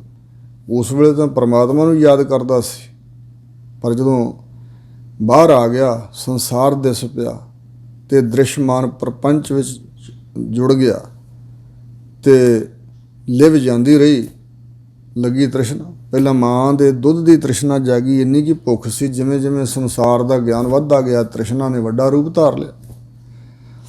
ਇਸ ਪ੍ਰਕਾਰ ਹਜੂਰ ਕਹਿੰਦੇ ਨੇ, ਹਰ ਜੀਉ ਵਿਸਰਿਆ ਦੂਜਾ ਭਾਏ, ਜਿਸ ਨਦਰ ਕਰੇ ਸੋ ਪਰਮੰਗਤ ਪਾਏ। ਸਭਨਾ ਉੱਪਰ ਹੀ ਪਰਮਾਤਮਾ ਦੀ ਨਜ਼ਰ ਤਾਂ ਹੈ। ਸਭਨਾ ਉੱਪਰ ਨਜ਼ਰ ਪ੍ਰਭ ਤੇਰੀ, ਕਿਸੈ ਥੋੜ੍ਹੀ ਕਿਸੈ ਹੈ ਕਨੇਰੀ। ਇੱਕ ਕਿਰਪਾ ਭਰੀ ਨਜ਼ਰ ਹੈ, ਜਿਹੜੇ ਉਸ ਨਜ਼ਰ ਦੇ ਪਾਤਰ ਬਣੇ। ਜਿਸ ਤੇ ਉਹ ਨਜ਼ਰ ਕੀਤੀ, ਕਿਰਪਾ ਦੀ ਨਜ਼ਰ, ਸੋ ਪਰਮਗਤ ਪਾਏ। ਉਹ ਪਰਮ ਗਤੀ, ਪਰਮ ਉੱਚੀ ਆਤਮਿਕ ਅਵਸਥਾ ਪ੍ਰਾਪਤ ਕਰ ਗਿਆ। ਅੰਤਰ ਸਾਚ ਬਾਹਰ ਸਾਚ ਵਰਤਾਏ। ਉਸ ਦੇ ਅੰਦਰ ਸੱਚ ਹੈ, ਭਾਵ ਸੱਚਾ ਨਾਮ, ਅਤੇ ਬਾਹਰੋਂ ਉਹਦਾ ਵਰਤੋਂ ਵਿਹਾਰ ਵਰਤਾਰਾ ਵੀ ਸੱਚ ਦਾ ਹੀ ਹੈ। ਉਹਨੂੰ ਕੋਈ ਗੱਲ ਪੁੱਛੇਗਾ ਅਤੇ ਉਹਦੇ ਮੁਖ ਤੋਂ ਸੱਚ ਨਿਕਲੇਗਾ। ਕੁਛ ਵੀ, ਕੋਈ ਗੱਲਬਾਤ ਕਰੋ, ਜਿਹਦੇ ਅੰਦਰ ਸੱਚ ਹੈ, ਜਿਸ ਦੇ ਅੰਦਰ ਸੱਚ ਹੈ, ਸੱਚਾ ਨਾਮ ਮੁਖ ਸੱਚ ਅਲਾਏ। ਉਹ ਹਰ ਮਾਰਗ ਆਪ ਚੱਲਦਾ, ਹੋਰਨਾਂ ਨੂੰ ਹਰ ਮਾਰਗ ਪਾਏ। ਸਾਚ ਨਾ ਛਪੈ ਜੇ ਕੋ ਰੱਖਿਆ ਛਪਾਏ। ਸੱਚ ਐਸੀ ਵਸਤੂ ਹੈ ਕਿ ਇਹ ਛੁਪਦਾ ਹੀ ਨਹੀਂ ਹੈ। ਜੇ ਕੋਈ ਛਪਾ ਕੇ ਰੱਖਣ ਦਾ ਯਤਨ ਕਰਦਾ ਹੈ, ਪਰ ਇਹ ਛਪਦਾ ਨਹੀਂ ਹੈ, ਕਿਉਂਕਿ ਪਰਮਾਤਮਾ ਦਾ ਵਿਧਾਨ ਹੈ। ਅੰਦਰ ਕਮਾਣਾ ਸਰ ਪਰ ਉਗੜੈ, ਭਾਵੈ ਕੋਈ ਬਹਿ ਧਰਤੀ ਵਿੱਚ ਕਮਾਈ। ਜੰਝ ਵੀ ਹਜ਼ੂਰ ਨੇ ਕਿਹਾ, ਜੋ ਧਰਮ ਕਮਾਵੈ ਤਿਸ ਧਰਮ ਨਾ ਹੋਵੈ, ਪਾਪ ਕਮਾਣੇ ਪਾਪੀ ਜਾਣੀ। ਅੰਤਰ ਬਹਿ ਕੇ ਕਰਮ ਕਮਾਵੈ, ਸੋ ਚੌਂ ਕੁੰਡੀ ਜਾਣੀ। ਭਾਵੇਂ ਲੁਕ ਕੇ ਕਿਸੇ ਨੇ ਭਗਤੀ ਕੀਤੀ, ਆਖਰ ਪਰਮਾਤਮਾ ਨੇ ਉਹਨੂੰ ਪ੍ਰਗਟ ਕਰਨਾ ਲੋਕਾਂ ਦੇ ਭਲੇ ਵਾਸਤੇ। ਬੁਰੇ ਕਰਮ ਕੀਤੇ ਨੇ ਅਤੇ ਉਹ ਵੀ ਪਰਮਾਤਮਾ ਇੱਕ ਦਿਨ ਉਘਾੜ ਦਿੰਦਾ ਦੁਨੀਆ ਦੇ ਸਾਹਮਣੇ। ਸੋ ਇਸ ਪ੍ਰਕਾਰ ਸੱਚ ਵੀ ਛੁਪਦਾ ਨਹੀਂ ਜੇ ਕੋਈ ਛੁਪਾਉਣ ਦਾ ਯਤਨ ਕਰਦਾ। ਗਿਆਨੀ ਬੂਝੈ ਸਹਿਜ ਸੁਭਾਏ। ਜਿਹੜੇ ਗਿਆਨਵਾਨ ਪੁਰਸ਼ ਨੇ, ਸਹਿਜ ਗਿਆਨ ਅਵਸਥਾ 'ਚ ਪਹੁੰਚ ਕੇ, ਸਹਿਜ ਮਾਨਸਿਕ ਅਡੋਲਤਾ ਵਾਲੀ ਅਵਸਥਾ 'ਚ ਅਤੇ ਸ੍ਰੇਸ਼ਟ ਪ੍ਰੇਮ ਦੇ ਸਹਿਤ ਹੋ ਕੇ, ਜੋ ਅਸਲ ਗਿਆਨਵਾਨ ਹਨ, ਉਹ ਪਰਮਾਤਮਾ ਨੂੰ ਬੁੱਝ ਲੈਂਦੇ, ਸਮਝ ਲੈਂਦੇ ਹਨ। ਗੁਰਮੁਖ ਸਾਚ ਰਹਿਆ ਲਿਵ ਲਾਏ। ਜੋ ਗੁਰਾਂ ਦੇ ਅਨੁਸਾਰੀ ਹੋ ਕੇ ਚੱਲਦਾ ਹੈ, ਉਹ ਲਿਵ ਲਾ ਕੇ ਰਹਿੰਦਾ, ਆਪਣਾ ਜੀਵਨ ਬਤੀਤ ਕਰਦਾ ਹੈ ਵਾਹਿਗੁਰੂ ਵਿੱਚ ਸੁਰਤ ਜੋੜ ਕੇ, ਸੱਚ ਦੇ ਵਿੱਚ ਸੁਰਤ ਜੋੜ ਕੇ। ਹਉ ਮੈਂ ਮਾਇਆ ਸ਼ਬਦ ਜਲਾਏ। ਜਿਹੜੀ ਹੰਗਤਾ ਹੈ ਤੇ ਮਾਇਆ ਹੈ, ਮਾਇਆ ਦਾ ਪ੍ਰਭਾਵ, ਪਕੜ, ਮਮਤਾ ਆਦਿਕ, ਇਹ ਗੁਰੂ ਦੇ ਸ਼ਬਦ ਵਿੱਚ ਜੁੜ ਕੇ ਉਹ ਅੰਦਰੋਂ ਸਾੜ ਲੈਂਦਾ। ਨਾ ਹੰਗਤਾ ਰਹਿੰਦੀ ਹੈ, ਨਾ ਕੋਈ ਮਾਇਆ ਦੀ ਤ੍ਰਿਸ਼ਨਾ ਰਹਿੰਦੀ, ਪਕੜ ਜਕੜ। ਮੇਰਾ ਪ੍ਰਭ ਸਾਚਾ ਮੇਲ ਮਿਲਾਏ। ਮੇਰਾ ਸੱਚਾ ਪ੍ਰਭੂ ਅਕਾਲ ਪੁਰਖ ਆਪ ਹੀ ਮੇਲ ਕੇ ਗੁਰਾਂ ਦੇ ਨਾਲ ਆਪਣੇ ਨਾਲ ਮਿਲਾ ਲੈਂਦਾ। ਇਹ ਵਿਧੀਆਂ ਬਣਾਉਣ ਵਾਲਾ ਵਾਹਿਗੁਰੂ ਹੀ ਹੈ। ਪੂਰੇ ਸਤਿਗੁਰੂ ਨਾਲ ਮਿਲਾਪ ਕਰਾਉਣਾ, ਪੂਰਨ ਮਹਾਂਪੁਰਸ਼ ਨਾਲ ਮੇਲ ਕਰਾਉਣਾ, ਇਹ ਉਹਦੇ ਸਿਮਰਨ ਭਜਨ ਭਗਤੀ ਦਾ ਪ੍ਰਤਾਪ ਹੈ, ਉਹਦੀ ਬਖਸ਼ਿਸ਼ ਦਾ ਪ੍ਰਤਾਪ ਹੈ। ਸਤਿਗੁਰੂ ਦਾਤਾ ਸ਼ਬਦ ਸੁਣਾਏ। ਸਤਿਗੁਰੂ ਮਹਾਨ, ਸਭ ਸੰਸਾਰ ਤੋਂ ਉੱਚੇ ਵੱਡੇ ਦਾਤਾ ਜੀ ਹਨ, ਜੋ ਆਪਣਾ ਸ਼ਬਦ ਉਪਦੇਸ਼ ਸੇਵਕ ਨੂੰ ਸੁਣਾਉਂਦੇ ਨੇ। ਫਿਰ ਉਹ ਸੇਵਕ ਕੀ ਕਰਦਾ? ਧਾਵਤ ਰਾਖਿਆ ਠਾਕ ਰਹਾਏ। ਇਸ ਦੌੜਦੇ ਭਜਦੇ ਮਨ ਨੂੰ ਗੁਰੂ ਦੇ ਸ਼ਬਦ ਦੁਆਰਾ ਦਹਿ ਦਿਸ ਇਹ ਮਨ ਧਾਵੰਦਾ, ਗੁਰ ਠਾਕ ਰਹਾਇਆ, ਰੋਕ ਰੱਖਿਆ। ਧਾਵਤ ਦੌੜਦੇ ਹੋਏ ਮਨ ਨੂੰ ਰੋਕ ਲੈਂਦਾ, ਰੱਖਦਾ ਟਿਕਾ ਕੇ। ਠਾਕ ਰਹਾਏ ਰੋਕ ਕੇ ਤੇ ਮੋੜ ਲੈਂਦਾ। ਠਾਕ ਰੋਕ ਕੇ, ਰਹਾਏ ਦੌੜਦੇ ਜਾਂਦੇ ਮਨ ਨੂੰ ਟਿਕਾਣੇ ਕਰ ਲੈਂਦਾ। ਪੂਰੇ ਗੁਰ ਤੇ ਸੋਝੀ ਪਾਏ। ਪੂਰਨ ਸਤਿਗੁਰਾਂ ਦੁਆਰਾ ਇਹ ਸੋਝੀ ਗਿਆਤ ਉਹਦੇ ਅੰਦਰ ਪ੍ਰਗਟ ਹੁੰਦੀ। ਪੂਰਾ ਗੁਰੂ ਅੰਦਰ ਇਹ ਸੋਝੀ ਬਖਸ਼ ਦਿੰਦਾ ਹੈ, ਜਿਸ ਸੋਝੀ ਦੁਆਰਾ ਉਹ ਦੌੜਦੇ ਹੋਏ ਮਨ ਨੂੰ ਰੋਕ ਕੇ ਰੱਖਦਾ ਹੈ, ਵਰਜ ਲੈਂਦਾ ਹੈ, ਮੋੜ ਲੈਂਦਾ ਹੈ। ਆਪੇ ਦਾ ਕਰਤਾ ਸ੍ਰਿਸ਼ਟ ਸਿਰਜਨ ਗੋਈ। ਆਪ ਹੀ ਕਰਤਾ ਪੁਰਖ ਹੈ ਅਕਾਲ ਪੁਰਖ ਵਾਹਿਗੁਰੂ, ਜਿਸ ਨੇ ਸ੍ਰਿਸ਼ਟੀ ਨੂੰ ਸਿਰਜਿਆ, ਬਣਾਇਆ, ਰਚਿਆ ਤੇ ਰਚ ਕੇ ਫਿਰ ਜਿਹਨੇ ਗੋਈ ਦਾ ਅਰਥ ਹੈ ਛਪਾਈ, ਮਿਲਾਈ, ਲੀਨ ਕੀਤੀ, ਆਪਣੇ ਵਿੱਚ ਸਮਾ ਲਈ। ਭਾਵ ਸ੍ਰਿਸ਼ਟੀ ਨੂੰ ਆਪ ਹੀ ਕਈ ਵਾਰੀ ਰਚਿਆ, ਸਿਰਜ ਕੇ ਫਿਰ ਕਈ ਵਾਰੀ ਉਹਨੇ ਸਮਾਪਤ ਕੀਤਾ, ਛਪਾ ਦਿੱਤਾ, ਆਪਣੇ 'ਚ ਮਿਲਾ ਲਿਆ, ਲੀਨ ਕਰ ਲਿਆ, ਭਾਵ ਸਮਾਪਤ ਕਰ ਦਿੱਤੀ। ਤਿਸ ਬਿਨ ਦੂਜਾ ਵਰ ਨਾ ਕੋਈ, ਤਿਸ ਪਰਮਾਤਮਾ ਤੋਂ ਬਗੈਰ ਉਹਦੇ ਵਰਗਾ ਸ਼ਕਤੀਵਾਨ, ਉਹਦੇ ਵਰਗਾ ਸ਼ਰੀਕ, ਹੋਰ ਸਮਰੱਥਾਵਾਨ ਦੂਜਾ ਅਵਰ ਹੋਰ ਕੋਈ ਨਹੀਂ ਹੈ। ਨਾਨਕ ਗੁਰਮੁਖ ਬੂਝੈ ਕੋਈ। ਸਤਿਗੁਰੂ ਅਮਰਦਾਸ ਮਹਾਰਾਜ ਕਹਿੰਦੇ ਨੇ ਕਿ ਕੋਈ ਵਿਰਲਾ ਗੁਰਮੁਖ ਹੈ। ਕੋਈ ਦਾ ਅਰਥ ਇੱਥੇ ਮਤਲਬ ਕੋਈ ਵਿਰਲਾ ਬੁੱਝਦਾ ਹੈ ਇਸ ਭੇਦ ਨੂੰ ਗੁਰਾਂ ਦੇ ਸਨਮੁਖ ਹੋ ਕੇ, ਗੁਰੂ ਦੇ ਅਨੁਸਾਰੀ ਹੋ ਕੇ ਕੋਈ ਵਿਰਲਾ ਹੀ ਬੁੱਝਦਾ ਇਸ ਤਰ੍ਹਾਂ ਦੇ ਭੇਦ ਨੂੰ। ਗੌੜੀ ਮਹੱਲਾ ਤੀਜਾ, ਤੀਸਰੇ ਪਾਤਸ਼ਾਹ ਸਤਿਗੁਰੂ ਅਮਰਦਾਸ ਮਹਾਰਾਜ ਬਚਨ ਫਰਮਾਉਂਦੇ ਨੇ ਗੌੜੀ ਰਾਗਣੀ ਅੰਦਰ, ਨਾਮ ਅਮੋਲਕ ਗੁਰਮੁਖ ਪਾਵੈ। ਨਾਮ ਅਮੋਲਕ ਵਸਤੂ ਹੈ। ਅਮੋਲਕ ਵਸਤੂਆਂ ਤਿੰਨ ਤਰ੍ਹਾਂ ਦੀਆਂ ਹੁੰਦੀਆਂ ਨੇ। ਇੱਕ ਅਮੋਲਕ ਵਸਤੂ ਉਹ ਹੈ ਜਿਹੜੀ ਮੁੱਲ ਤੋਂ ਬਗੈਰ ਮੁਫਤ ਹੀ ਮਿਲ ਜਾਏ, ਵਾਧੂ ਹੀ ਹੋਵੇ ਸੰਸਾਰ ਦੇ ਵਿੱਚ। ਜਿਵੇਂ ਤੁੰਮੇ ਹੁੰਦੇ ਨੇ, ਕੌੜ ਤੁੰਮੇ ਆਦਿਕ, ਚਿਬੜ ਹੁੰਦੇ ਨੇ। ਸੋ ਇਸ ਪ੍ਰਕਾਰ ਜਿਵੇਂ ਘਾਹ ਵਿਅਰਥ ਉੱਗਾ ਹੁੰਦਾ, ਮੁਫਤ ਹੀ ਮਿਲ ਜਾਂਦਾ ਬਾਹਰ ਉਜਾੜਾਂ 'ਚ, ਇਤਿਆਦਿਕ ਇੱਕ ਮੁਫਤ ਮਿਲ ਜਾਣ ਵਾਲੀ ਚੀਜ਼। ਇੱਕ ਅਮੋਲਕ ਵਸਤੂ ਹੁੰਦੀ ਹੈ ਵੀ ਬਹੁਤ ਮਹਿੰਗੀ, ਉਹਨੂੰ ਵੀ ਅਮੋਲਕ ਵਸਤੂ ਕਿਹਾ, ਜਿਵੇਂ ਹੀਰੇ ਆਦਿਕ। ਇੱਕ ਅਮੋਲਕ ਵਸਤੂ ਉਹ ਹੈ ਜਿਹੜੀ ਕਿਸੇ ਮੁੱਲ ਤੋਂ ਵੀ ਨਾ ਮਿਲੇ, ਬਖਸ਼ਿਸ਼ ਨਾਲ ਹੀ ਮਿਲੇ। ਇੱਥੇ ਉਹ ਜ਼ਿਕਰ ਹੈ, ਨਾਮ ਅਮੋਲਕ ਗੁਰਮੁਖ ਪਾਵੈ। ਵਾਹਿਗੁਰੂ ਜੀ ਦਾ ਨਾਮ ਹੀਰਾ ਅਮੋਲਕ ਹੈ। ਹਰਿ ਆਪ ਅਮੁੱਲਕ ਹੈ, ਮੁੱਲ ਨਾ ਪਾਇਆ ਜਾਏ। ਮੁੱਲ ਨਾ ਪਾਇਆ ਜਾਏ ਕਿਸੈ ਵਿਟੋਂ, ਰਹੇ ਲੋਕ ਮਿਲਾਏ। ਐਸਾ ਸਤਿਗੁਰ ਜੇ ਮਿਲੈ, ਤਿਸਨੂੰ ਸਿਰ ਸੌਂਪੀਐ, ਵਿੱਚੋਂ ਆਪ ਜਾਏ। ਸਤਿਗੁਰੂ ਦੇ ਪਾਸੋਂ ਮਿਲਦਾ ਨਾ, ਕਹਿੰਦੇ ਗੁਰਮੁਖ ਗੁਰੂ ਦੇ ਅਨੁਸਾਰੀ ਜਿਹੜਾ ਹੋ ਜਾਂਦਾ ਹੈ, ਉਹ ਇਸ ਅਮੋਲਕ ਨਾਮ ਨੂੰ ਸਤਿਗੁਰੂ ਦੇ ਪਾਸੋਂ ਪ੍ਰਾਪਤ ਕਰਦਾ ਹੈ। ਜਦੋਂ ਪ੍ਰਾਪਤ ਕਰ ਲਿਆ, ਉਹਨੂੰ ਕਦਰ ਹੋਈ ਇਸ ਨਾਮ ਦੀ। ਜੇ ਕਦਰ ਨਾ ਹੋਵੇ, ਉਂਝ ਮਿਲ ਜੇ, ਅਸੀਂ ਕਦਰ ਨਹੀਂ ਪਾਵਾਂਗੇ। ਜਿਵੇਂ ਬਚਨ ਹੈ ਕਿ ਹੀਰਾ ਲਾਲ ਅਮੋਲਕ ਹੈ, ਭਾਰੀ ਬਿਨ ਗਾਹਕ ਮੀਕਾ ਕੱਖ। ਗਾਹਕ ਤੋਂ ਬਗੈਰ ਕੱਖਾਂ 'ਚ ਰੁਲ ਗਿਆ। ਔਰ ਇਸੇ ਪ੍ਰਕਾਰ ਹਜ਼ੂਰ ਨੇ ਕਿਹਾ, ਵਿਣ ਗਾਹਕ ਗੁਣ ਵੇਚੀਐ, ਤਉ ਗੁਣ ਸਹਿਗੋ ਜਾਏ। ਗੁਣ ਕਾ ਗਾਹਕ ਜੇ ਮਿਲਿਆ, ਤਉ ਗੁਣ ਲਾਖ ਵਿਕਾਏ। ਸੋ ਹਜ਼ੂਰ ਕਹਿੰਦੇ ਨੇ ਕਿ ਜਿਹੜਾ ਪ੍ਰਾਪਤ ਕਰ ਲੈਂਦਾ ਨਾ, ਪਾਤਰ ਬਣੇ ਤੇ ਸਤਿਗੁਰੂ ਨੂੰ ਦੇ ਦਿੰਦੇ ਨੇ, ਫਿਰ ਉਹ ਨਾਮੋਂ ਸੇਵੇ, ਨਾਮ ਨੂੰ ਸੇਵਦਾ, ਆਪਣੇ ਜੀਵਨ ਵਿੱਚ ਇਹਦੀ ਵਰਤੋਂ ਕਰਦਾ। ਨਾਮ ਸਹਿਜ ਸਮਾਵੇ, ਨਾਮ ਦੀ ਪਰਿਕਰਮਾ ਕਰਦਾ, ਉਹ ਨਾਮ ਦਾ ਸਿਮਰਨ ਕਰਦਾ ਤੇ ਨਾਮ ਦੁਆਰਾ ਸਹਿਜ ਗਿਆਨ ਅਵਸਥਾ 'ਚ ਸਮਾ ਜਾਂਦਾ। ਪਰਮਾਤਮਾ ਵਿੱਚ ਅਭੇਦ ਹੋਣਾ, ਆਤਮਾ ਪਰਮਾਤਮਾ ਵਿੱਚ ਲੀਨ ਹੋ ਜਾਣੀ, ਇਹ ਗਿਆਨ ਹੈ। ਸੋ ਇਸ ਪ੍ਰਕਾਰ ਮਾਨਸਿਕ ਅਡੋਲਤਾ ਵਾਲੀ ਅਵਸਥਾ ਵਿੱਚ ਉਹ ਸਮਾ ਜਾਂਦਾ ਹੈ। ਅੰਮ੍ਰਿਤ ਨਾਮ ਰਸਨਾ ਨਿਤ ਗਾਵੇ। ਉਹ ਆਪਣੀ ਰਸਨਾ ਜ਼ਬਾਨ ਦੇ ਨਾਲ ਵਾਹਿਗੁਰੂ ਦਾ ਅੰਮ੍ਰਿਤ ਸਰੀਖਾ ਨਾਮ, ਆਤਮਿਕ ਮੌਤ ਨੂੰ ਮਾਰ ਦੇਣ ਵਾਲਾ ਨਾਮ, ਆਤਮਿਕ ਜ਼ਿੰਦਗੀ ਪ੍ਰਦਾਨ ਕਰਨ ਵਾਲਾ ਨਾਮ ਨਿਤ ਰੋਜ਼ ਹੀ ਗਾਉਂਦਾ ਹੈ। ਜਿਸ ਨੂੰ ਕਿਰਪਾ ਕਰੇ ਸੋ ਹਰ ਰਸ ਪਾਵੈ।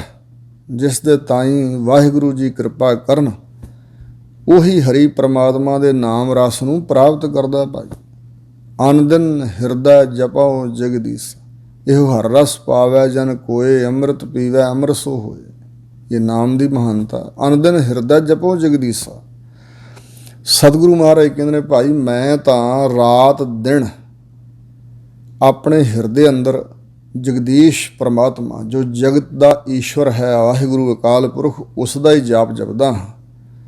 ਗੁਰਮੁਖ ਪਾਵਉ ਪਰਮ ਪਦ ਸੂਖਾ, ਤੇ ਗੁਰਾਂ ਦੇ ਅਨੁਸਾਰੀ ਹੋ ਕੇ ਮੈਂ ਪਰਮ ਪਦਵੀ ਪ੍ਰਾਪਤ ਕੀਤੀ ਹੈ ਔਰ ਪਰਮ ਸੁਖਾਤਮਕ ਸੁਖ ਨੂੰ ਪ੍ਰਾਪਤ ਕੀਤਾ। ਅਥਵਾ ਸਾਨੂੰ ਉਪਦੇਸ਼ ਦੇ ਰਹੇ ਨੇ, ਭਾਈ ਰਾਤ ਦਿਨ ਜਗਦੀਸ਼ ਪਰਮਾਤਮਾ ਨੂੰ ਹਿਰਦੇ ਕਰਕੇ ਜਪੋ ਤੇ ਗੁਰੂ ਦੇ ਅਨੁਸਾਰੀ ਹੋ ਕੇ ਪਰਮ ਪਦਵੀ, ਪਰਮ ਸੁਖ, ਆਤਮਿਕ ਸੁਖ ਪ੍ਰਾਪਤ ਕਰੋ। ਰਹਾਓ ਹਿਰਦਾ ਸੁਖ ਭਇਆ ਪ੍ਰਗਾਸ। ਹੁਣ ਕਹਿੰਦੇ ਜਿਹਨੇ ਜਪਿਆ ਹੈ, ਪਰਮ ਪਦਵੀ ਪਾਈ ਹੈ, ਉਹਦੇ ਅੰਦਰ ਹਿਰਦੇ ਦੇ ਵਿੱਚ ਸਦੀਵੀ ਸੁਖ ਆ ਬੈਠਾ। ਪਰਮਾਰਥਕ ਸੁਖ, ਸਦਾ ਕਾਇਮ ਰਹਿਣ ਵਾਲਾ ਸੁਖ, ਆਤਮਿਕ ਸੁਖ ਹੈ, ਕਿਉਂਕਿ ਉਹਦੇ ਹਿਰਦੇ ਅੰਦਰ ਚਾਨਣ ਹੀ ਚਾਨਣ ਹੈ, ਗਿਆਨ ਦਾ ਪ੍ਰਕਾਸ਼ ਹੋ ਚੁੱਕਾ। ਔਰ ਗੁਰਮੁਖ ਗਾਵੈ ਸੱਚ ਗੁਣਤਾ। ਜਦੋਂ ਗਿਆਨ ਦਾ ਪ੍ਰਕਾਸ਼ ਹੋ ਜਾਏ ਤੇ ਕਿਸੇ ਦੇ ਜੰਮਣ ਦੀ ਖੁਸ਼ੀ ਨਹੀਂ, ਕਿਸੇ ਸਰੀਰ ਦੇ ਬਿਨਸ ਜਾਣ ਦਾ ਗਮ ਨਹੀਂ। ਪਦਾਰਥ ਆ ਗਿਆ ਖੁਸ਼ੀ ਨਹੀਂ, ਚਲਾ ਗਿਆ ਗਮ ਹੀ ਨਹੀਂ ਹੈ। ਆਪਣਾ ਸਰੀਰ ਵੀ ਚਲਾ ਜਾਏ ਕੋਈ ਗਮ ਨਹੀਂ ਜਾਣ ਵੇਲੇ। ਇਸ ਪ੍ਰਕਾਰ ਸੰਸਾਰ ਦਾ ਕੋਈ ਦੁੱਖ ਸੁੱਖ ਉੱਥੇ ਪੋ ਨਹੀਂ ਸਕਦਾ, ਉਹ ਹੈ ਪ੍ਰਕਾਸ਼ ਚਾਨਣ। ਗੁਰਮੁਖ ਗਾਵਹਿ ਸੱਚ ਗੁਣ ਤਾਸ। ਜਿਹੜੇ ਗੁਰਾਂ ਦੇ ਅਨੁਸਾਰੀ ਹੋ ਕੇ ਚੱਲਦੇ ਨੇ ਨਾ, ਉਹ ਸੱਚ ਸਰੂਪ ਜੋ ਪਰਮੇਸ਼ਰ ਹੈ, ਗੁਣਾਂ ਦਾ ਖਜ਼ਾਨਾ, ਗੁਣ ਤਾਸ, ਉਸ ਨੂੰ ਉਹ ਗਾਉਂਦੇ ਹਨ। ਦਾਸਨ ਦਾਸ ਨਿਤ ਹੋਵਹਿ ਦਾਸ। ਉਹ ਐਸੇ ਦਾਸਾਂ ਦੇ ਦਾਸ ਬਣਦੇ ਨੇ ਕਿ ਜੋ ਪ੍ਰਮਾਤਮਾ ਦੇ ਦਾਸ ਨੇ ਨਾ, ਉਹਨਾਂ ਸੰਤਾਂ ਭਗਤਾਂ ਦੇ ਜਿਹੜੇ ਦਾਸ ਨੇ ਉਹਨਾਂ ਦੇ ਵੀ ਦਾਸ ਬਣ ਜਾਂਦੇ ਨੇ। ਦਾਸਨ ਦਾਸ ਦਾਸ ਨਿਤ ਹੀ ਹੋ ਕੇ ਰਹਿੰਦੇ ਹਨ, ਪ੍ਰਮਾਤਮਾ ਦੇ ਸੰਤਾਂ ਭਗਤਾਂ ਦੇ ਦਾਸਾਂ ਦੇ ਦਾਸ। ਗ੍ਰਹਿ ਕੁਟੰਬ ਮਹਿ ਸਦਾ ਉਦਾਸ। ਨਿਮਰਤਾ ਇੰਨੀ ਔਰ ਇਹ ਅਵਸਥਾ ਕਿ ਗ੍ਰਹਿ ਘਰ ਕੁਟੰਬ ਪਰਿਵਾਰ, ਘਰ ਪਰਿਵਾਰ ਦੇ ਵਿੱਚ ਰਹਿੰਦੇ ਹੋਏ ਸੰਸਾਰ ਵੱਲੋਂ ਸਦਾ ਲਈ ਉਦਾਸ ਹਨ। ਉਪਰਾਮਤਾ ਹੈ। ਜੀਵਨ ਮੁਕਤ ਗੁਰਮੁਖ ਕੋ ਹੋਈ। ਕੋਈ ਗੁਰਮੁਖ ਹੈ ਜੋ ਗੁਰੂ ਦੇ ਅਨੁਸਾਰੀ ਹੋ ਕੇ ਚੱਲਦਾ ਭਾਈ, ਉਹ ਜੀਵਨ ਮੁਕਤ ਹੁੰਦਾ ਹੈ। ਜੀਵਨ ਮੁਕਤ ਸਚਾਵਾਂ ਚੋਲਾ। ਜੀਵਨ ਮੁਕਤ ਦਾ ਮਤਲਬ ਹੈ ਜਿਹਨੇ ਅਗਾਂਹ ਜਨਮ ਨਹੀਂ ਧਾਰਨ ਕਰਨਾ। ਸੋ ਇਸ ਪ੍ਰਕਾਰ ਜਿਉਂਦਾ ਹੀ ਮੁਕਤ ਹੋ ਚੁੱਕਾ, ਉਸ ਮੁਕਤ ਅਵਸਥਾ 'ਚ ਪਹੁੰਚ ਚੁੱਕਾ ਉਹ ਕਿ ਹੁਣ ਅਗਾਂਹ ਜਨਮ ਨਹੀਂ ਧਾਰਨਾ ਪਏਗਾ। ਉਹਦੇ ਸਾਰੇ ਕਰਮ ਨਸ਼ਟ ਹੋ ਗਏ। ਪ੍ਰਭ ਕੀ ਆਗਿਆ ਆਤਮ ਹਿਤਾਵੈ। ਜੀਵਨ ਮੁਕਤ ਸੋ ਕਹਾਵੈ।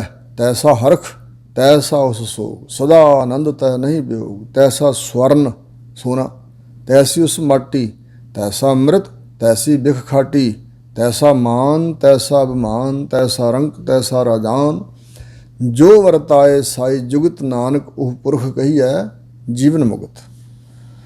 ਸੋ ਇਸ ਪ੍ਰਕਾਰ ਕੋਈ ਗੁਰਮੁਖ ਵਿਰਲਾ ਟਾਵਾਂ ਕੋਈ ਗੁਰਮੁਖ ਜੀਵਨ ਮੁਕਤ ਹੁੰਦਾ। ਪਰਮ ਪਦਾਰਥ ਪਾਵੈ ਸੋਈ। ਜਿਹੜਾ ਸਾਰੇ ਕਰਮ ਜਿਹਨੇ ਨਸ਼ਟ ਕਰ ਲਏ ਬੰਦਗੀ ਦੁਆਰਾ, ਉਹੀ ਪਰਮ ਪਦਾਰਥ ਨੂੰ ਪ੍ਰਾਪਤ ਕਰਦਾ ਹੈ। ਪਰਮ ਉੱਚਾ ਪਦਾਰਥ ਨਾਮ ਗਿਆਨ। ਵੈਸੇ ਪਦਾਰਥ ਸ਼੍ਰੋਮਣੀ ਚੀਜ਼ਾਂ ਨੂੰ ਕਿਹਾ ਜਾਂਦਾ, ਮਹਾਨ ਵਸਤੂਆਂ, ਦੁਰਲਭ ਵਸਤੂਆਂ ਨੂੰ।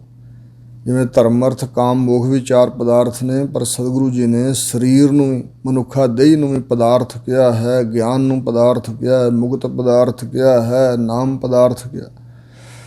ਸੋ ਇਸ ਪ੍ਰਕਾਰ ਪਰਮ ਪਦਾਰਥ ਪਾਵੈ ਸੋਈ। ਪਰਮੋਤਕ੍ਰਿਸ਼ਟ ਪਦਾਰਥ ਵਾਹਿਗੁਰੂ ਦੇ ਗਿਆਨ ਨੂੰ ਉਹ ਪ੍ਰਾਪਤ ਕਰਦਾ ਹੈ। ਤ੍ਰੈ ਗੁਣ ਮੇਟੇ ਨਿਰਮਲ ਹੋਈ।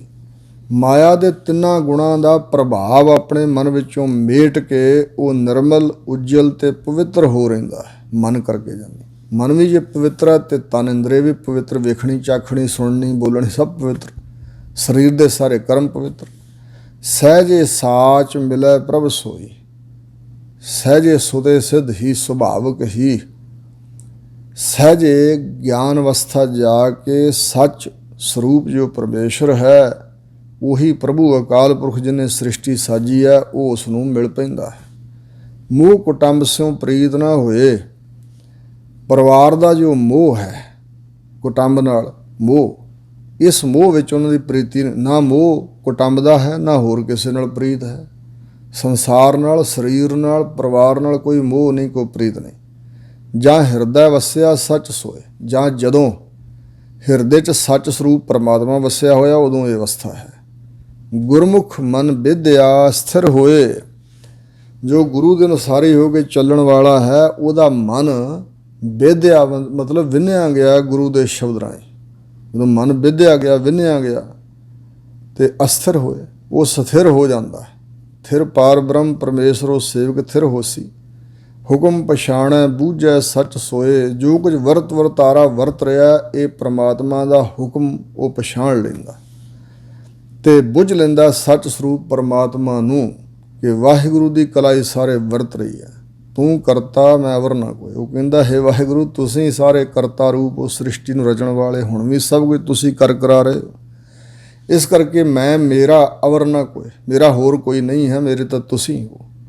ਤੁਝ ਸੇਵੀ ਤੁਝ ਤੇ ਪਤ ਹੋਏ, ਮੈਂ ਤੁਹਾਨੂੰ ਹੀ ਸਿਮਰਾਂਗਾ, ਤੁਹਾਡੇ ਦੁਆਰਾ ਹੀ ਅਸਲ ਪਤ ਇੱਜ਼ਤ ਹੋਵੇਗੀ। ਕਿਰਪਾ ਕਰਹਿ ਗਾਵਾਂ ਪ੍ਰਭ ਸੋਏ, ਜੇ ਮਹਾਰਾਜ ਤੁਸੀਂ ਕਿਰਪਾ ਕਰਦੇ ਹੋ ਤਾਂ ਹੈ ਪ੍ਰਭੂ ਜੀ ਮੈਂ ਤਾਂ ਤੁਹਾਡਾ ਜਸ ਗਾਉਂਦਾ ਹਾਂ। ਨਾਮ ਰਤਨ ਸਭ ਜਗ ਮਹਿ ਲੋਏ, ਜਿਹੜਾ ਵਾਹਿਗੁਰੂ ਦਾ ਨਾਮ ਰੂਪੀ ਰਤਨ ਹੈ, ਸਾਰੇ ਜਗ ਦੇ ਅੰਦਰ ਲੋਏ ਪ੍ਰਕਾਸ਼ ਹੈ। ਪਰਮਾਤਮਾ ਦਾ ਨਾਮ ਹੀ ਚਾਨਣ ਹੈ ਸੰਸਾਰ ਦੇ ਅੰਦਰ। ਗੁਰਮੁਖ ਬਾਣੀ ਮੀਠੀ ਲੱਗੀ, ਜਿਹੜਾ ਗੁਰੂ ਦੇ ਅਨੁਸਾਰੀ ਹੋ ਕੇ ਚੱਲਦਾ ਉਸ ਗੁਰਮੁਖ ਨੂੰ ਸਤਿਗੁਰਾਂ ਦੀ ਸਿਫਤ ਸਲਾਹ ਵਾਲੀ ਉਚਾਰੀ ਹੋਈ ਬਾਣੀ ਮਿੱਠੀ ਲੱਗੀ। ਮਿੱਠੀ ਦਾ ਮਤਲਬ ਪਿਆਰੀ ਲੱਗੀ। ਉਸ ਸਾਚੀ ਬਾਣੀ ਮੀਠੀ ਅੰਮ੍ਰਿਤ ਧਾਰ, ਜਿਨ ਪੀਤੀ ਤੇ ਸਮੋਖ ਦੁਆਰ। ਇਹੀ ਸੁਧਰੇ ਹੋਏ ਮਨ ਦੀ ਨਿਸ਼ਾਨੀ ਹੈ। ਮਨ ਜਾਗਿਆ ਕਿ ਇਹ ਨਿਸ਼ਾਨੀ ਮੀਠੀ ਲਾਗੇ ਗੁਰ ਕੀ ਬਾਣੀ। ਅੰਤਰ ਬਿਗਸੈ ਅਨੰਦਨ ਲਿਵ ਲਾਗੇ, ਉਹਦਾ ਅੰਦਰ ਹਿਰਦਾ ਗੁਰਬਾਣੀ ਸੁਨਤ ਮੇਰਾ ਮਨ ਦਰਵਿਆ, ਮਨ ਭੀਨਾ ਨਿਜ ਘਰ ਆਵੈਗੋ। ਮਨ ਜੋ ਹੈ ਗੁਰਬਾਣੀ ਨੂੰ ਸੁਣ ਕੇ ਪੜ੍ਹ ਕੇ ਬਿਗਸਦਾ, ਪ੍ਰਸੰਨ ਹੁੰਦਾ ਹੈ, ਖਿੜਦਾ ਹੈ। ਬਿਗਸਣਾ ਹੁੰਦਾ ਖਿੜਨਾ। ਆਨੰਦਨ ਲਿਵ ਲਾਗੀ, ਰਾਤ ਦਿਨ ਗੁਰੂ ਕੀ ਬਾਣੀ ਵਿੱਚ ਹੀ, ਨਾਮ ਵਿੱਚ ਹੀ ਉਸ ਦੀ ਲਿਵ ਲੱਗੀ ਹੋਈ ਹੈ। ਸਹਿਜੇ ਸੱਚ ਮਿਲਿਆ ਪ੍ਰਸਾਦੀ, ਪ੍ਰਸਾਦ ਕਿਰਪਾ ਦੁਆਰਾ ਹੀ।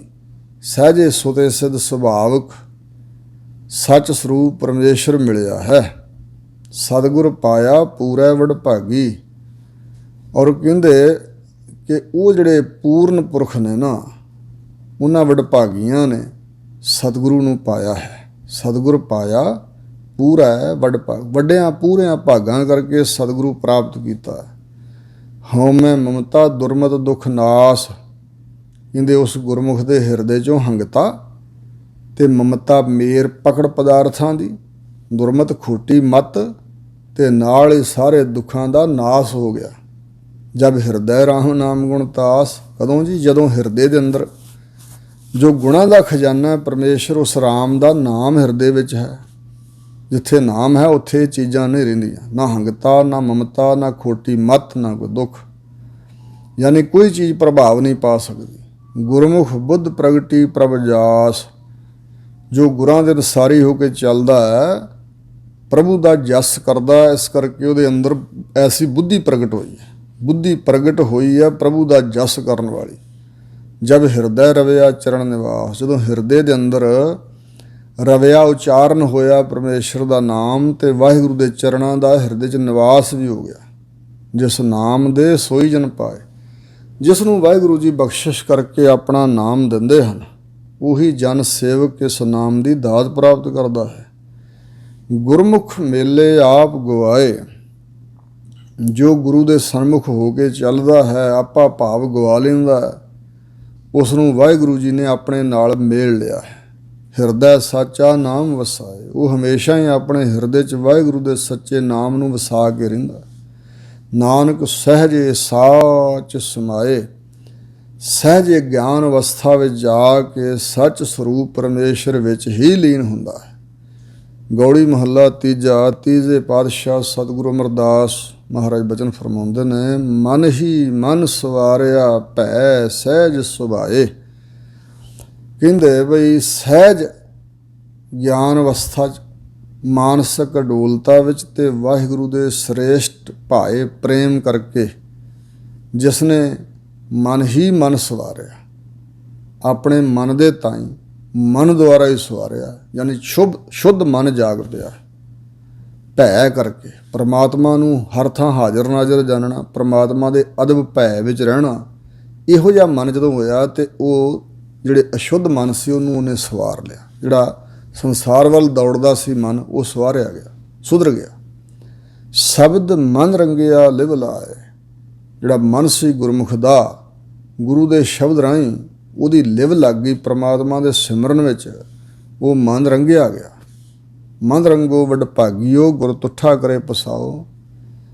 ਕਾਇਆ ਰੰਗਣ ਜੇਥੀਐ ਪਿਆਰੇ, ਪਾਈਆ ਨਾਉ ਮਜੀਠ। ਰੰਗਣ ਵਾਲਾ ਜੇ ਰੰਗੈ ਸਾਹਿਬ, ਐਸਾ ਰੰਗ ਨਾ ਡੀਠ। ਇਹ ਰੰਗ ਚੜ੍ਹਨਾ, ਨਿਜ ਘਰ ਵਸਿਆ ਪ੍ਰਭ ਕੀ ਰਜਾਏ। ਪ੍ਰਭੂ ਪਰਮਾਤਮਾ ਦੀ ਰਜਾ ਹੀ ਐਸੀ ਹੋਈ, ਪਰਮਾਤਮਾ ਦੀ ਰਜਾ ਵਿੱਚ ਰਹਿ ਕੇ ਆਪਣੇ ਨਿਜ ਘਰ ਸਰੂਪ ਰੂਪੀ ਘਰ ਵਿੱਚ ਉਹਦਾ ਵਾਸਾ ਹੋਇਆ। ਆਤਮ ਸਰੂਪ ਦਾ ਜੋ ਗਿਆਨ ਹੈ ਇਹ ਘਰ ਹੈ, ਇੱਥੇ ਉਹਦਾ ਵਾਸਾ ਹੋ ਗਿਆ ਹੈ।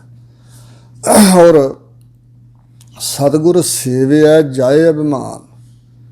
ਸਤਿਗੁਰੂ ਦੀ ਸੇਵਾ ਟਹਿਲ ਭਗਤੀ ਕਮਾਉਣ ਕਰਕੇ ਸਤਿਗੁਰੂ ਦੇ ਅਨੁਸਾਰੀ ਹੋ ਕੇ ਚੱਲਣ ਨਾਲ ਜਾਏ ਅਭਿਮਾਨ।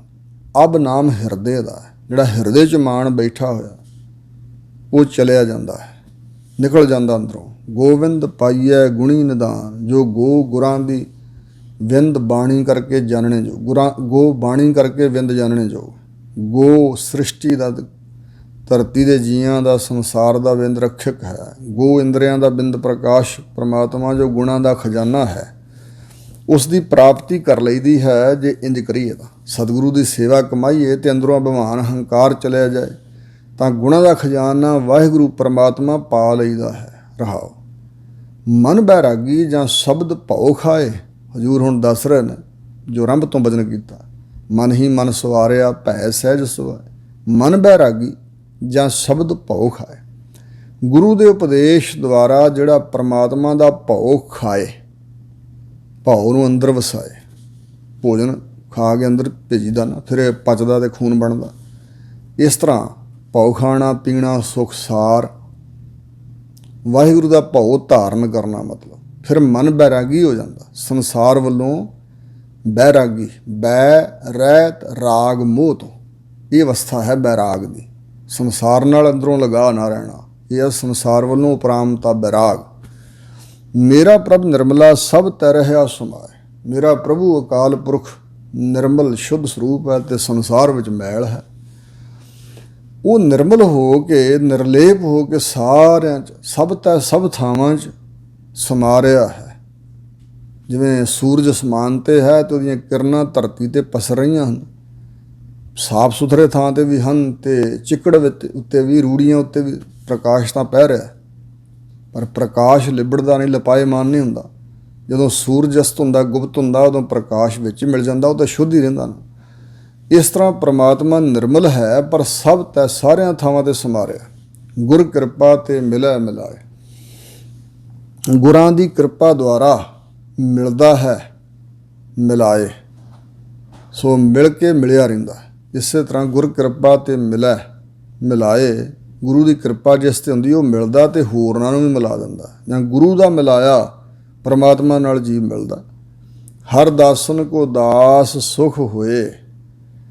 ਜਿਹੜਾ ਹਰੀ ਦੇ ਦਾਸਾਂ ਭਗਤਾਂ ਸੇਵਕਾਂ ਦਾ ਦਾਸ ਬਣ ਜਾਂਦਾ, ਉਸ ਨੂੰ ਸੁਖ ਦੀ ਪ੍ਰਾਪਤੀ ਹੁੰਦੀ ਹੈ। ਉਹ ਆਤਮਿਕ ਸੁਖ, ਅਧਿਆਤਮਿਕ ਸੁਖ ਪ੍ਰਾਪਤ ਕਰਦਾ। ਮੇਰਾ ਹਰ ਪ੍ਰਭ ਇਨ ਬਿਦ ਪਾਇਆ ਜਾਏ। ਮੇਰਾ ਹਰੀ ਦੁੱਖਾਂ ਦਾ ਹਾਰਕ, ਪ੍ਰਭੂ ਰੱਖਿਅਕ ਸਰੂਪ, ਮਾਲਕ, ਸ੍ਰਿਸ਼ਟੀ ਨੂੰ ਪਾਲਣ ਸੰਘਾਰਨ ਵਾਲਾ। ਇਨ ਵਿਧੀ, ਇਸ ਵਿਧੀ, ਇਹਨਾਂ ਤਰੀਕਿਆਂ ਨਾਲ, ਇਹਨਾਂ ਗੁਣਾਂ ਕਰਕੇ, ਇਸ ਵਜ੍ਹਾ ਨਾਲ ਪਾਇਆ ਜਾਏ, ਪ੍ਰਾਪਤ ਕੀਤਾ ਜਾਂਦਾ ਹੈ। ਹਰ ਕਿਰਪਾ ਤੇ ਰਾਮ ਗੁਣ ਗਾਏ। ਹਰੀ ਦੀ ਕਿਰਪਾ ਦੁਆਰਾ ਹੀ ਜੀਵ ਰਾਮ ਰਵੇਂ ਪ੍ਰਮਾਤਮਾ ਦੇ ਗੁਣ ਗਾਉਂਦਾ ਹੈ। ਧ੍ਰਿਗ ਬਹੁ ਜੀਵਨ ਜਿਤ ਹਰ ਨਾਮ ਨਾ ਲੱਗਿਆ ਪਿਆਰ। ਮਹਾਰਾਜ ਕਹਿੰਦੇ ਜਿਵੇਂ ਯੋਗੀ ਲੋਕ ਯੋਗਾ ਅਭਿਆਸ ਰਾਹੀਂ ਦਸਮ ਦੁਆਰ 'ਚ ਪ੍ਰਾਣ ਚੜ੍ਹਾ ਕੇ ਸਰੀਰ ਦੀ ਉਮਰ ਵਧਾਉਂਦੇ ਨੇ, ਅਤੇ ਹਜ਼ੂਰ ਕਹਿੰਦੇ ਉਮਰ ਬਹੁਤ ਲੰਬੀ ਹੋ ਜਾਏ, ਬਹੁਤ ਸਾਲਾਂ ਤੱਕ, ਸੈਂਕੜੇ ਸਾਲਾਂ ਤੱਕ। ਜਿਵੇਂ ਜਪਜੀ ਸਾਹਿਬ 'ਚ ਕਿਹਾ, ਜੇ ਯੁੱਗ ਚਾਰੇ ਆਰ ਜਾ, 4 ਯੁੱਗਾਂ ਤੱਕ ਉਮਰ ਬਣ ਜਾਏ, ਹੋਰ ਦਸੂਣੀ 10 ਗੁਣਾ ਹੋਰ ਵੱਧ ਜਾਏ, 40 ਯੁੱਗ 44 ਯੁੱਗ ਬਣ ਜਾਏ। ਨਵਾਂ ਖੰਡਾ ਵਿੱਚ ਜਾਣੀਏ ਨਾਲ ਚੱਲੇ ਸਭ ਕੋਏ, ਚੰਗਾ ਨਾਉ ਰਖਾਏ ਕਹਿ ਜਸ ਕੀਰਤ ਜਗ ਲੈ। ਜੇ ਤਿਸ ਨਜ਼ਰ ਨਾ ਆਵੇ ਤਾਂ ਬਾਤ ਨਾ ਪੁੱਛੇ ਕਿ। ਜੇ ਪਰਮਾਤਮਾ ਦੀ ਨਜ਼ਰ ਵਿੱਚ ਨਹੀਂ ਆਇਆ ਤਾਂ ਉਹਦੀ ਕੋਈ ਬਾਤ ਨਹੀਂ ਪੁੱਛੇਗਾ। ਸਤਿਗੁਰੂ ਕਲਗੀਧਰ ਪਾਤਸ਼ਾਹ ਮਾਲਵੇ ਦੀ ਧਰਤੀ ਦੇ ਵਿਚ ਰਹੇ ਸੀ ਅਤੇ ਉੱਥੇ ਇੱਕ ਜੋਗੀ ਬੈਠਾ ਸੀ। ਤਲਾਬ ਢਾਬ ਦੇ ਦੂਸਰੇ ਕੰਢੇ ਸਿੰਘਾਂ ਨੂੰ ਵੇਖ ਕੇ ਉਹਨੇ ਪੁੱਛ ਲਿਆ ਅਤੇ ਸਿੰਘਾਂ ਨੇ ਦੱਸਿਆ ਵੀ ਸਾਡੇ ਸਤਿਗੁਰੂ ਆਏ ਨੇ, ਗੁਰੂ ਨਾਨਕ ਸਾਹਿਬ ਦੀ ਗੱਦੀ ਦੇ ਵਾਰਸ। ਕਹਿਣ ਲੱਗਾ ਕਿੰਨੀ ਕੁ ਉਮਰ ਹੈ? ਕਹਿਣ ਲੱਗੇ ਕੋਈ 37-38 ਸਾਲ ਉਮਰ ਹੈ। ਸੋ ਕਹਿਣ ਲੱਗਾ ਫਿਰ ਤਾਂ ਕੱਲ੍ਹ ਦੇ ਜਵਾਕੜੇ ਨੇ, ਫਿਰ ਉਹਨਾਂ ਨੂੰ ਮਿਲ ਕੇ ਕੀ ਲੈਣਾ। ਸਿੰਘ ਵਾਪਸ ਆਏ ਅਤੇ ਉਹਦੇ ਚੇਲੇ ਵੀ ਆਗਿਆ ਲੈ ਕੇ ਆ ਗਏ ਮਗਰ। ਜਦੋਂ ਕਲਗੀਧਰ ਪਾਤਸ਼ਾਹ ਨੂੰ ਸਿੰਘਾਂ ਨੇ ਦੱਸਿਆ ਵੀ ਉਹ ਜੋਗੀ ਇੰਝ ਕਹਿੰਦਾ, ਤਾਂ ਹਜੂਰ ਫਿਰ ਹੱਸ ਪਏ। ਪਹਿਲਾਂ ਜੋਗੀ ਹੱਸਿਆ ਸੀ। ਕਲਗੀਧਰ ਪਾਤਸ਼ਾਹ ਥੋੜ੍ਹਾ ਮੁਸਕਰਾ ਕੇ ਕਹਿਣ ਲੱਗੇ ਵੀ ਸਿੰਘੋ, ਜੋਗੀ ਨੂੰ ਲੰਬੀ ਉਮਰ ਦਾ ਮਾਣ ਜੋ ਹੋਇਆ। ਫਿਰ ਸਿੰਘਾਂ ਨੇ ਪੁੱਛ ਲਿਆ, ਮਹਾਰਾਜ ਉਹਦੀ ਉਮਰ ਕਿੰਨੀ ਹੈ? ਤਾਂ ਉਸੇ ਵੇਲੇ ਹਜੂਰ ਨੇ ਦੱਸਿਆ 5120 ਸਾਲ।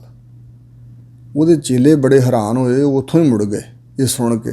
ਜਾ ਕੇ ਦੱਸਿਆ, ਜਿਨ੍ਹਾਂ ਨੂੰ ਕੱਲ੍ਹ ਦੇ ਜਵਾਕ ਤੁਸੀਂ ਦੱਸਦੇ ਨੇ ਗੁਰੂ ਜੀ, ਉਹਨਾਂ ਨੇ ਬਿਨਾਂ ਸਮਾਧੀ ਲਾਇਆ, ਬਿਨਾਂ ਧਿਆਨ ਜੋੜਿਆਂ 1 ਸਕਿੰਟ ਵਿੱਚ ਤੁਹਾਡੀ ਉਮਰ ਦੱਸ ਦਿੱਤੀ ਹੈ, 5120 ਸਾਲ। ਜੋਗੀ ਦਾ ਮੱਥਾ ਠਣਕਿਆ, ਫਿਰ ਉੱਠ ਕੇ ਆਇਆ। ਹਜੂਰ ਦੇ ਪਾਸ ਰਹਿ ਰਾਸ ਦਾ ਪਾਠ ਹੋ ਰਿਹਾ ਸੀ, ਖਲੋ ਗਿਆ। ਹਜੂਰ ਨੇ ਇਸ਼ਾਰਾ ਕਰਕੇ ਬਿਠਾਇਆ।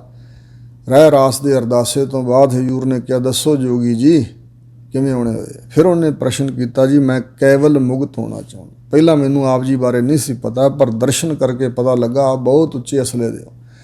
ਹਜੂਰ ਕਹਿਣ ਲੱਗੇ, ਭਈ ਸਰੀਰ ਸਦੀਵੀ ਨਹੀਂ ਰਹਿੰਦਾ, ਇਹਦੇ ਨਾਲ ਮੋਹ ਕਾਹਦਾ?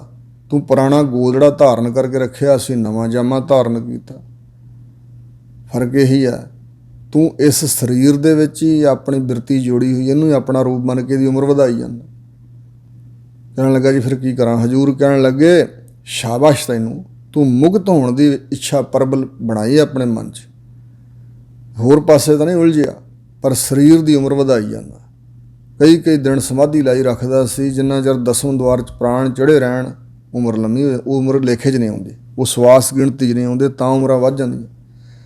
ਤਾਂ ਹਜੂਰ ਨੇ ਕਿਹਾ ਸੀ, ਹੁਣ ਇਸ ਖੱਲੜੇ ਦਾ ਮੋਹ ਤਿਆਗ ਕੇ ਵਾਹਿਗੁਰੂ ਦੇ ਸਿਮਰਨ ਵਿੱਚ ਆਪਣਾ ਜੀਵਨ ਬਤੀਤ ਕਰ, ਫਿਰ ਮੁਕਤ ਹੋ ਜਾਏਗਾ। ਸੋ ਇਸ ਪ੍ਰਕਾਰ ਹਜੂਰ ਕਹਿੰਦੇ ਨੇ, ਤ੍ਰਿਗ ਬਹੁ ਜੀਵਨ ਤ੍ਰਿਗਾਕਾਰ ਫਿਟਕਾਰ ਜੋਗ ਲਾਹਣਤ ਜੋਗ, ਉਹ ਬਹੁਤਾ ਵੱਡਾ ਜੀਵਨ ਹੈ, ਜ਼ਿੰਦਗੀ ਹੈ, ਜਿਤ ਹਰ ਨਾਮ ਨਾਲ ਲੱਗਿਆ ਪਿਆ। ਜਿਸ ਜ਼ਿੰਦਗੀ ਦੇ ਵਿੱਚ ਹਰੀ ਪਰਮਾਤਮਾ ਦੇ ਨਾਮ ਨਾਲ ਸਾਡਾ ਪਿਆਰ ਹੀ ਨਹੀਂ ਲੱਗਾ, ਪਿਆਰ ਹੀ ਨਹੀਂ ਲੱਗਦਾ, ਪਿਆਰ ਹੀ ਨਹੀਂ ਪੈਦਾ ਹੁੰਦਾ, ਉਹ ਲੰਬਾ ਜੀਵਨ ਵੀ ਤ੍ਰਿਗਾਕਾਰ ਹੈ। ਤ੍ਰਿਗ ਸੇਜ ਸੁਖਾਲੀ ਕਾਮਣ ਮੋਹ ਗੁਬਾਰ। ਹਜੂਰ ਕਹਿੰਦੇ, ਉਹ ਸੋਹਣੀ ਮਖਮਲੀ ਛੇਜ ਪੋਲਾ ਗੱਦਾ, ਉਹ ਵੀ ਤ੍ਰਿਗਾਕਾਰ ਹੈ, ਜਿੱਥੇ ਅਸੀਂ ਬੜੀ ਖੁਸ਼ੀ ਨਾਲ ਲੰਮੇ ਪੈਂਦੇ ਹਾਂ। ਸੁਖਾਲੀ ਸੁਖਦਾਈ ਛੇਜ ਵੀ ਤ੍ਰਿਗਾਕਾਰ। ਕਾਮਣ ਮੋਹ ਗੁਬਾਰ, ਕਾਮਣ ਇਸਤਰੀ ਨਾਲ ਜਿਹੜਾ ਮੋਹ ਪਿਆਰ ਹੈ, ਮੋਹ ਫਰਜ਼ ਅਦਾ ਕਰਨੇ ਹੋਰ ਚੀਜ਼ ਹੈ। ਸੋ ਅਰਧਾਂਗਣੀ ਨਾਲ ਪਿਆਰ ਰੱਖਣਾ ਕੋਈ ਬੁਰੀ ਗੱਲ ਨਹੀਂ, ਮੋਹ ਹੋਰ ਚੀਜ਼ ਹੈ। ਮੋਹ ਵਿਕਾਰ ਹੈ ਅਤੇ ਸੱਚਾ ਪ੍ਰੇਮ ਹੋਰ ਚੀਜ਼ ਹੈ। ਸਾਰਿਆਂ 'ਚ ਪਰਮੇਸ਼ਰ ਦੀ ਜੋਤ ਜਾਣ ਕੇ ਸਭ ਦਾ ਸਤਿਕਾਰ ਪ੍ਰੇਮ ਕਰਨਾ ਚਾਹੀਦਾ, ਪਰ ਮੋਹ ਹੋਰ ਚੀਜ਼ ਹੈ। ਹਜੂਰ ਕਹਿੰਦੇ ਨੇ, ਮੋਹ ਗੁਬਾਰ ਹਨੇਰਾ ਹੀ ਹੈ। ਸਰੀਰਾਂ ਨਾਲ ਜਿਹੜਾ ਮੋਹ ਕਰਨਾ ਹੈ, ਇਹ ਹਨੇਰਾ ਹੀ ਹੈ, ਕਿਉਂਕਿ ਸਰੀਰ ਬਿਨਸਨਹਾਰ ਨੇ, ਸਰੀਰਾਂ ਨਾਲ ਲਗਾ ਸੱਚਾ ਨਹੀਂ ਹੈ। ਤਿੰਨ ਸਫਲ ਜਨਮ ਜਨ ਨਾਮ ਆਧਾਰ, ਜਿਨ੍ਹਾਂ ਦਾ ਪਰਮੇਸ਼ਰ ਦੇ ਨਾਮ ਨਾਲ ਹੀ ਲਗਾਓ ਹੈ, ਜਿਨ੍ਹਾਂ ਨੇ ਨਾਮ ਨੂੰ ਆਧਾਰ ਬਣਾਇਆ, ਆਸਰਾ ਬਣਾਇਆ ਹੈ, ਤਿੰਨ ਸਫਲ ਜਨਮ, ਉਹਨਾਂ ਦਾ ਮਨੁੱਖਾ ਜਨਮ ਸਫਲਾ ਹੋ ਗਿਆ, ਫਲ ਦੇ ਸਹਿਤ ਹੋ ਗਿਆ, ਉਹਨਾਂ ਦੇ ਜੀਵਨ ਨੂੰ ਫਲ ਲੱਗਿਆ। ਜਿਸ ਵਾਸਤੇ ਸਰੀਰ ਧਾਰਿਆ ਸੀ, ਉਹ ਦਾਤ ਪ੍ਰਾਪਤ ਹੋਈ ਨਾ, ਫਲ ਖੱਟ ਲਿਆ। ਇਸ ਕਰਕੇ ਉਹਨਾਂ ਦਾ ਜਨਮ ਸਫਲ ਹੈ, ਜਿਨ੍ਹਾਂ ਨੂੰ ਪਰਮੇਸ਼ਰ ਦੇ ਨਾਮ ਦਾ ਹੀ ਆਸਰਾ ਹੈ, ਭਾਵ ਚਿੱਤ ਲੱਗਾ ਹੋਇਆ ਨਾਮ ਨਾਲ। ਤ੍ਰਿਗ ਤ੍ਰਿਗ ਗ੍ਰਹਿ ਕੁਟੰਬ ਜਿਤ ਹਰ ਪ੍ਰੀਤ ਨਾ ਹੋਏ। ਮਹਾਰਾਜ ਕਹਿੰਦੇ, ਤ੍ਰਿਗਾਕਾਰ, ਤ੍ਰਿਗਾਕਾਰ ਘਰ ਅਤੇ ਕੁਟੰਬ ਪਰਿਵਾਰ, ਜਿਸ ਦੇ ਵਿੱਚ ਫਸਿਆ ਹੋਇਆ ਹਰੀ ਪਰਮਾਤਮਾ ਨਾਲ ਪ੍ਰੀਤ ਹੀ ਨਹੀਂ ਪੈਦਾ ਹੋਈ। ਸੋਈ ਹਮਾਰਾ ਮੀਤ ਜੋ ਹਰ ਗੁਣ ਗਾਵੇ ਸੋਏ। ਹਜੂਰ ਕਹਿੰਦੇ, ਭਾਈ ਸਾਡਾ ਤਾਂ ਉਹ ਮਿੱਤਰ ਹੈ ਜਿਹੜਾ ਉਸ ਹਰੀ ਅਕਾਲ ਪੁਰਖ ਦੇ ਗੁਣਾਂ ਨੂੰ ਗਾਉਂਦਾ ਹੈ। ਹਰ ਨਾਮ ਬਿਨਾ ਮੈਂ ਅਵਰ ਨਾ ਕੋਏ। ਅਤੇ ਅਸੀਂ ਇਹ ਗੱਲ ਕਹਿੰਦੇ ਹਾਂ ਕਿ ਹਰੀ ਪਰਮਾਤਮਾ ਦੇ ਨਾਮ ਤੋਂ ਬਗੈਰ ਮੈਂ ਮੇਰਾ ਅਵਰ ਨਾ ਕੋਈ, ਹੋਰ ਕੋਈ ਨਹੀਂ ਹੈ। ਹਰੀ ਪਰਮਾਤਮਾ ਦਾ ਨਾਮ ਹੀ ਸਾਡਾ ਲੋਕ ਪ੍ਰਲੋਕ ਦਾ ਸਾਥੀ ਹੈ, ਉਹੀ ਸਾਡਾ ਮਿੱਤਰ ਹੈ, ਉਹੀ ਸੰਬੰਧੀ ਹੈ। ਸਤਿਗੁਰ ਤੇ ਹਮ ਗਤ ਪਤ ਪਾਈ, ਸਤਿਗੁਰਾਂ ਦੁਆਰਾ ਅਸੀਂ ਉੱਚੀ ਆਤਮਿਕ ਅਵਸਥਾ ਪ੍ਰਾਪਤ ਕੀਤੀ ਹੈ। ਪਤ ਇੱਜ਼ਤ ਪਾਈ ਹੈ ਦੋਵਾਂ ਜਹਾਨਾਂ ਦੀ। ਹਰ ਨਾਮ ਧਿਆਇਆ ਦੁੱਖ ਸਗਲ ਮਿਟਾਈ। ਅਸੀਂ ਸਤਿਗੁਰਾਂ ਦੁਆਰਾ ਹਰੀ ਦਾ ਨਾਮ ਪ੍ਰਾਪਤ ਕਰਕੇ ਧਿਆਇਆ, ਸਿਮਰਿਆ, ਆਰਾਧਿਆ ਹੈ। ਇਸ ਨਾਮ ਨੇ ਸਾਡੇ ਸਾਰੇ ਦੁੱਖ ਮਿਟਾ ਦਿੱਤੇ ਹਨ। ਸਦਾ ਆਨੰਦ ਹਰ ਨਾਮ ਲਿਵ ਲਾਈ। ਹਰੀ ਨਾਮ ਪਰਮਾਤਮਾ ਦੇ ਨਾਮ ਵਿੱਚ ਸੁਰਤੀ ਲੱਗਣ ਕਰਕੇ ਸਦਾ ਦਾ ਆਨੰਦ ਪ੍ਰਾਪਤ ਹੋਇਆ। ਗੁਰ ਮਿਲਿਆ ਹਮ ਕੋ ਸਰੀਰ ਸੁੱਧ ਭਈ। ਸਤਿਗੁਰੂ ਦੇ ਮਿਲਾਪ ਦੁਆਰਾ ਸਾਨੂੰ ਇਸ ਸਰੀਰ ਦੀ ਸੁੱਧ ਗਿਆਤ ਪ੍ਰਾਪਤ ਹੋਈ। ਮਤਲਬ ਵੀ ਇਹ ਕਾਹਦੇ ਵਾਸਤੇ ਮਿਲਿਆ? ਇਹ ਗਿਆਤ ਮਿਲੀ ਕਿ ਸਰੀਰ ਦਾ ਪ੍ਰਯੋਜਨ ਕਿਆ ਹੈ। ਹਉਮੈ ਤ੍ਰਿਸ਼ਨਾ ਸਭ ਅਗਨ ਬੁਝਾਈ। ਅਸੀਂ ਸਤਿਗੁਰੂ ਦੀ ਬਖਸ਼ਿਸ਼ ਨਾਲ ਹੰਗਤਾ ਤੇ ਤ੍ਰਿਸ਼ਨਾ, ਇਹ ਜਿਹੜੀਆਂ ਅੱਗਾਂ ਲੱਗੀਆਂ ਇਸ ਅੰਦਰ, ਇਹ ਸਾਰੀਆਂ ਬੁਝਾ ਲਈਆਂ ਹਨ। ਬਿਨਸੇ ਕ੍ਰੋਧ ਖਿਮਾ ਗਹਿ ਲਈ, ਅਸੀਂ ਖਿਮਾ ਨੂੰ ਗ੍ਰਹਿਣ ਕਰ ਲਿਆ, ਖਿਮਾ ਦਾ ਗੁਣ। ਸਾਨੂੰ ਕੋਈ ਵੱਧ ਘੱਟ ਵੀ ਬੋਲੇ, ਸਾਡੀ ਨਿੰਦਾ ਕਰੇ, ਸਾਡੇ ਖਿਲਾਫ ਚੱਲੇ, ਅਸੀਂ ਸਭ ਕੁਝ ਜਰ ਲੈਂਦੇ। ਸਹਾਰਨਾ ਤੇ ਖਿਮਾ ਕਰ ਦੇਣਾ, ਮੁਆਫ ਕਰ ਦੇਣਾ, ਇਹ ਖਿਮਾ ਦਾ ਗੁਣ ਬਹੁਤ ਵੱਡਾ ਹੈ। ਕਹਿੰਦੇ ਹੁਣ ਕ੍ਰੋਧ ਨਹੀਂ ਅੰਦਰ ਸਾਡੇ, ਕ੍ਰੋਧ ਬਿਨਸ ਗਿਆ ਹੈ, ਖਿਮਾ ਨੂੰ ਗ੍ਰਹਿਣ ਕਰ ਲਿਆ। ਹਰਿ ਆਪੇ ਕਿਰਪਾ ਕਰੇ ਨਾਮ ਦੇਵੈ, ਹਰੀ ਪਰਮਾਤਮਾ ਆਪ ਹੀ ਕਿਰਪਾ ਕਰਕੇ ਆਪਣਾ ਨਾਮ ਬਖਸ਼ਦਾ ਹੈ ਭਾਈ। ਗੁਰਮੁਖ ਰਤਨ ਕੋ ਵਿਰਲਾ ਲੇਵੈ, ਕੋਈ ਗੁਰੂ ਦੇ ਅਨੁਸਾਰੀ ਹੋ ਕੇ ਵਿਰਲਾ ਟਾਵਾਂ ਵਿਅਕਤੀ ਇਸ ਨਾਮ ਰੂਪੀ ਰਤਨ ਨੂੰ ਪ੍ਰਾਪਤ ਕਰਦਾ ਹੈ। ਰਤਨ ਸ਼ਬਦ ਦੇ ਵਿਦਵਾਨਾਂ ਦੇ ਅਰਥ ਇੰਝ ਕੀਨੇ, ਰਤ ਨਾ, ਜਿਸ ਵਸਤੂ ਨੂੰ ਪ੍ਰਾਪਤ ਕਰਕੇ ਹੋਰ ਕਿਸੇ ਨਾਲ ਰਤ ਪ੍ਰੀਤ ਨਾ ਰਹਿ ਜਾਏ, ਉਹਨੂੰ ਕਹਿੰਦੇ ਰਤਨ। ਕੋਈ ਵਿਰਲਾ ਗੁਰੂ ਦੇ ਅਨੁਸਾਰੀ ਹੋ ਕੇ ਇਹ ਰਤਨ ਪ੍ਰਾਪਤ ਕਰਦਾ। ਨਾਨਕ ਗੁਣ ਗਾਵੈ ਹਰਾ ਲਖ ਭੇਵੈ। ਸਤਿਗੁਰੂ ਅਮਰਦਾਸ ਦਾਦਾ ਜੀ ਕਹਿ ਰਹੇ ਨੇ, ਹਰੀ ਪਰਮਾਤਮਾ ਜੋ ਅਲਖ ਲਖਿਆ ਨਹੀਂ ਜਾਂਦਾ, ਦ੍ਰਿਸ਼ਟੀ 'ਚ ਨਹੀਂ ਆਉਂਦਾ, ਅਭੇਵੈ ਮਨ ਕਰਕੇ ਸੋਚ ਸੋਚ ਕੇ ਵੀ ਜਿਸ ਦਾ ਭੇਦ ਨਹੀਂ ਪਾਇਆ ਜਾਂਦਾ, ਅਸੀਂ ਉਸ ਅਕਾਲ ਪੁਰਖ ਦੇ ਗੁਣ ਗਾਉਂਦੇ ਹਾਂ। ਸਾਨੂੰ ਪ੍ਰੇਰਨਾ ਦਿੱਤੀ ਹੈ ਕਿ ਵਾਹਿਗੁਰੂ ਜੀ ਦੇ ਗੁਣ ਗਾਓ। ਹੋਰਨਾਂ ਦੀ ਉਸਤਤ ਕਰਨੀ, ਕਿਸੇ ਦੀ ਨਿੰਦਿਆ ਕਰਨੀ, ਆਪਣੀ ਉਸਤਤ ਕਰਾਉਣ ਦੀ ਇੱਛਾ, ਕਿਸੇ ਦੀ ਨਿੰਦਿਆ ਕਰਾਉਣ ਦੀ ਇੱਛਾ, ਇਹ ਛੱਡ ਦਿਓ ਅਤੇ ਹਰੀ ਅਕਾਲ ਪੁਰਖ ਦੇ ਗੁਣ ਗਾਓ ਜੋ ਅਲੱਖ ਅਤੇ ਅਭੇਦ ਹੈ ਪਰਮਾਤਮਾ। ਇੱਥੋਂ ਤੱਕ ਸਤਿਗੁਰੂ ਅਮਰਦਾਸ ਮਹਾਰਾਜ ਜੀ ਦੀਆਂ ਉਚਾਰਨ ਕੀਤੀਆਂ 8 ਅਸ਼ਟਪਦੀਆਂ ਹੋਈਆਂ ਹਨ। ਸ਼੍ਰੀ ਗੁਰੂ ਗ੍ਰੰਥ ਸਾਹਿਬ ਮਹਾਰਾਜ ਦੇ 233 ਅੰਗ ਤੱਕ ਹੁਣ ਤੱਕ ਕਥਾ ਹੋਈ ਹੈ। ਭੁੱਲਾਂ ਚੁੱਕਾਂ ਹੋਈਆਂ ਸਤਿਗੁਰੂ ਮਹਾਰਾਜ ਤੇ ਆਪ ਗੁਰੂ ਕੀ ਸੰਗਤ ਨੇ ਖਿਮਾ ਕਰਨੀ, ਅੱਗੇ ਵਾਸਤੇ ਸੁਮਤ ਬਖਸ਼ਣੀ ਜੀ। ਵਾਹਿਗੁਰੂ ਜੀ ਕਾ ਖਾਲਸਾ, ਵਾਹਿਗੁਰੂ ਜੀ ਕੀ ਫਤਿਹ।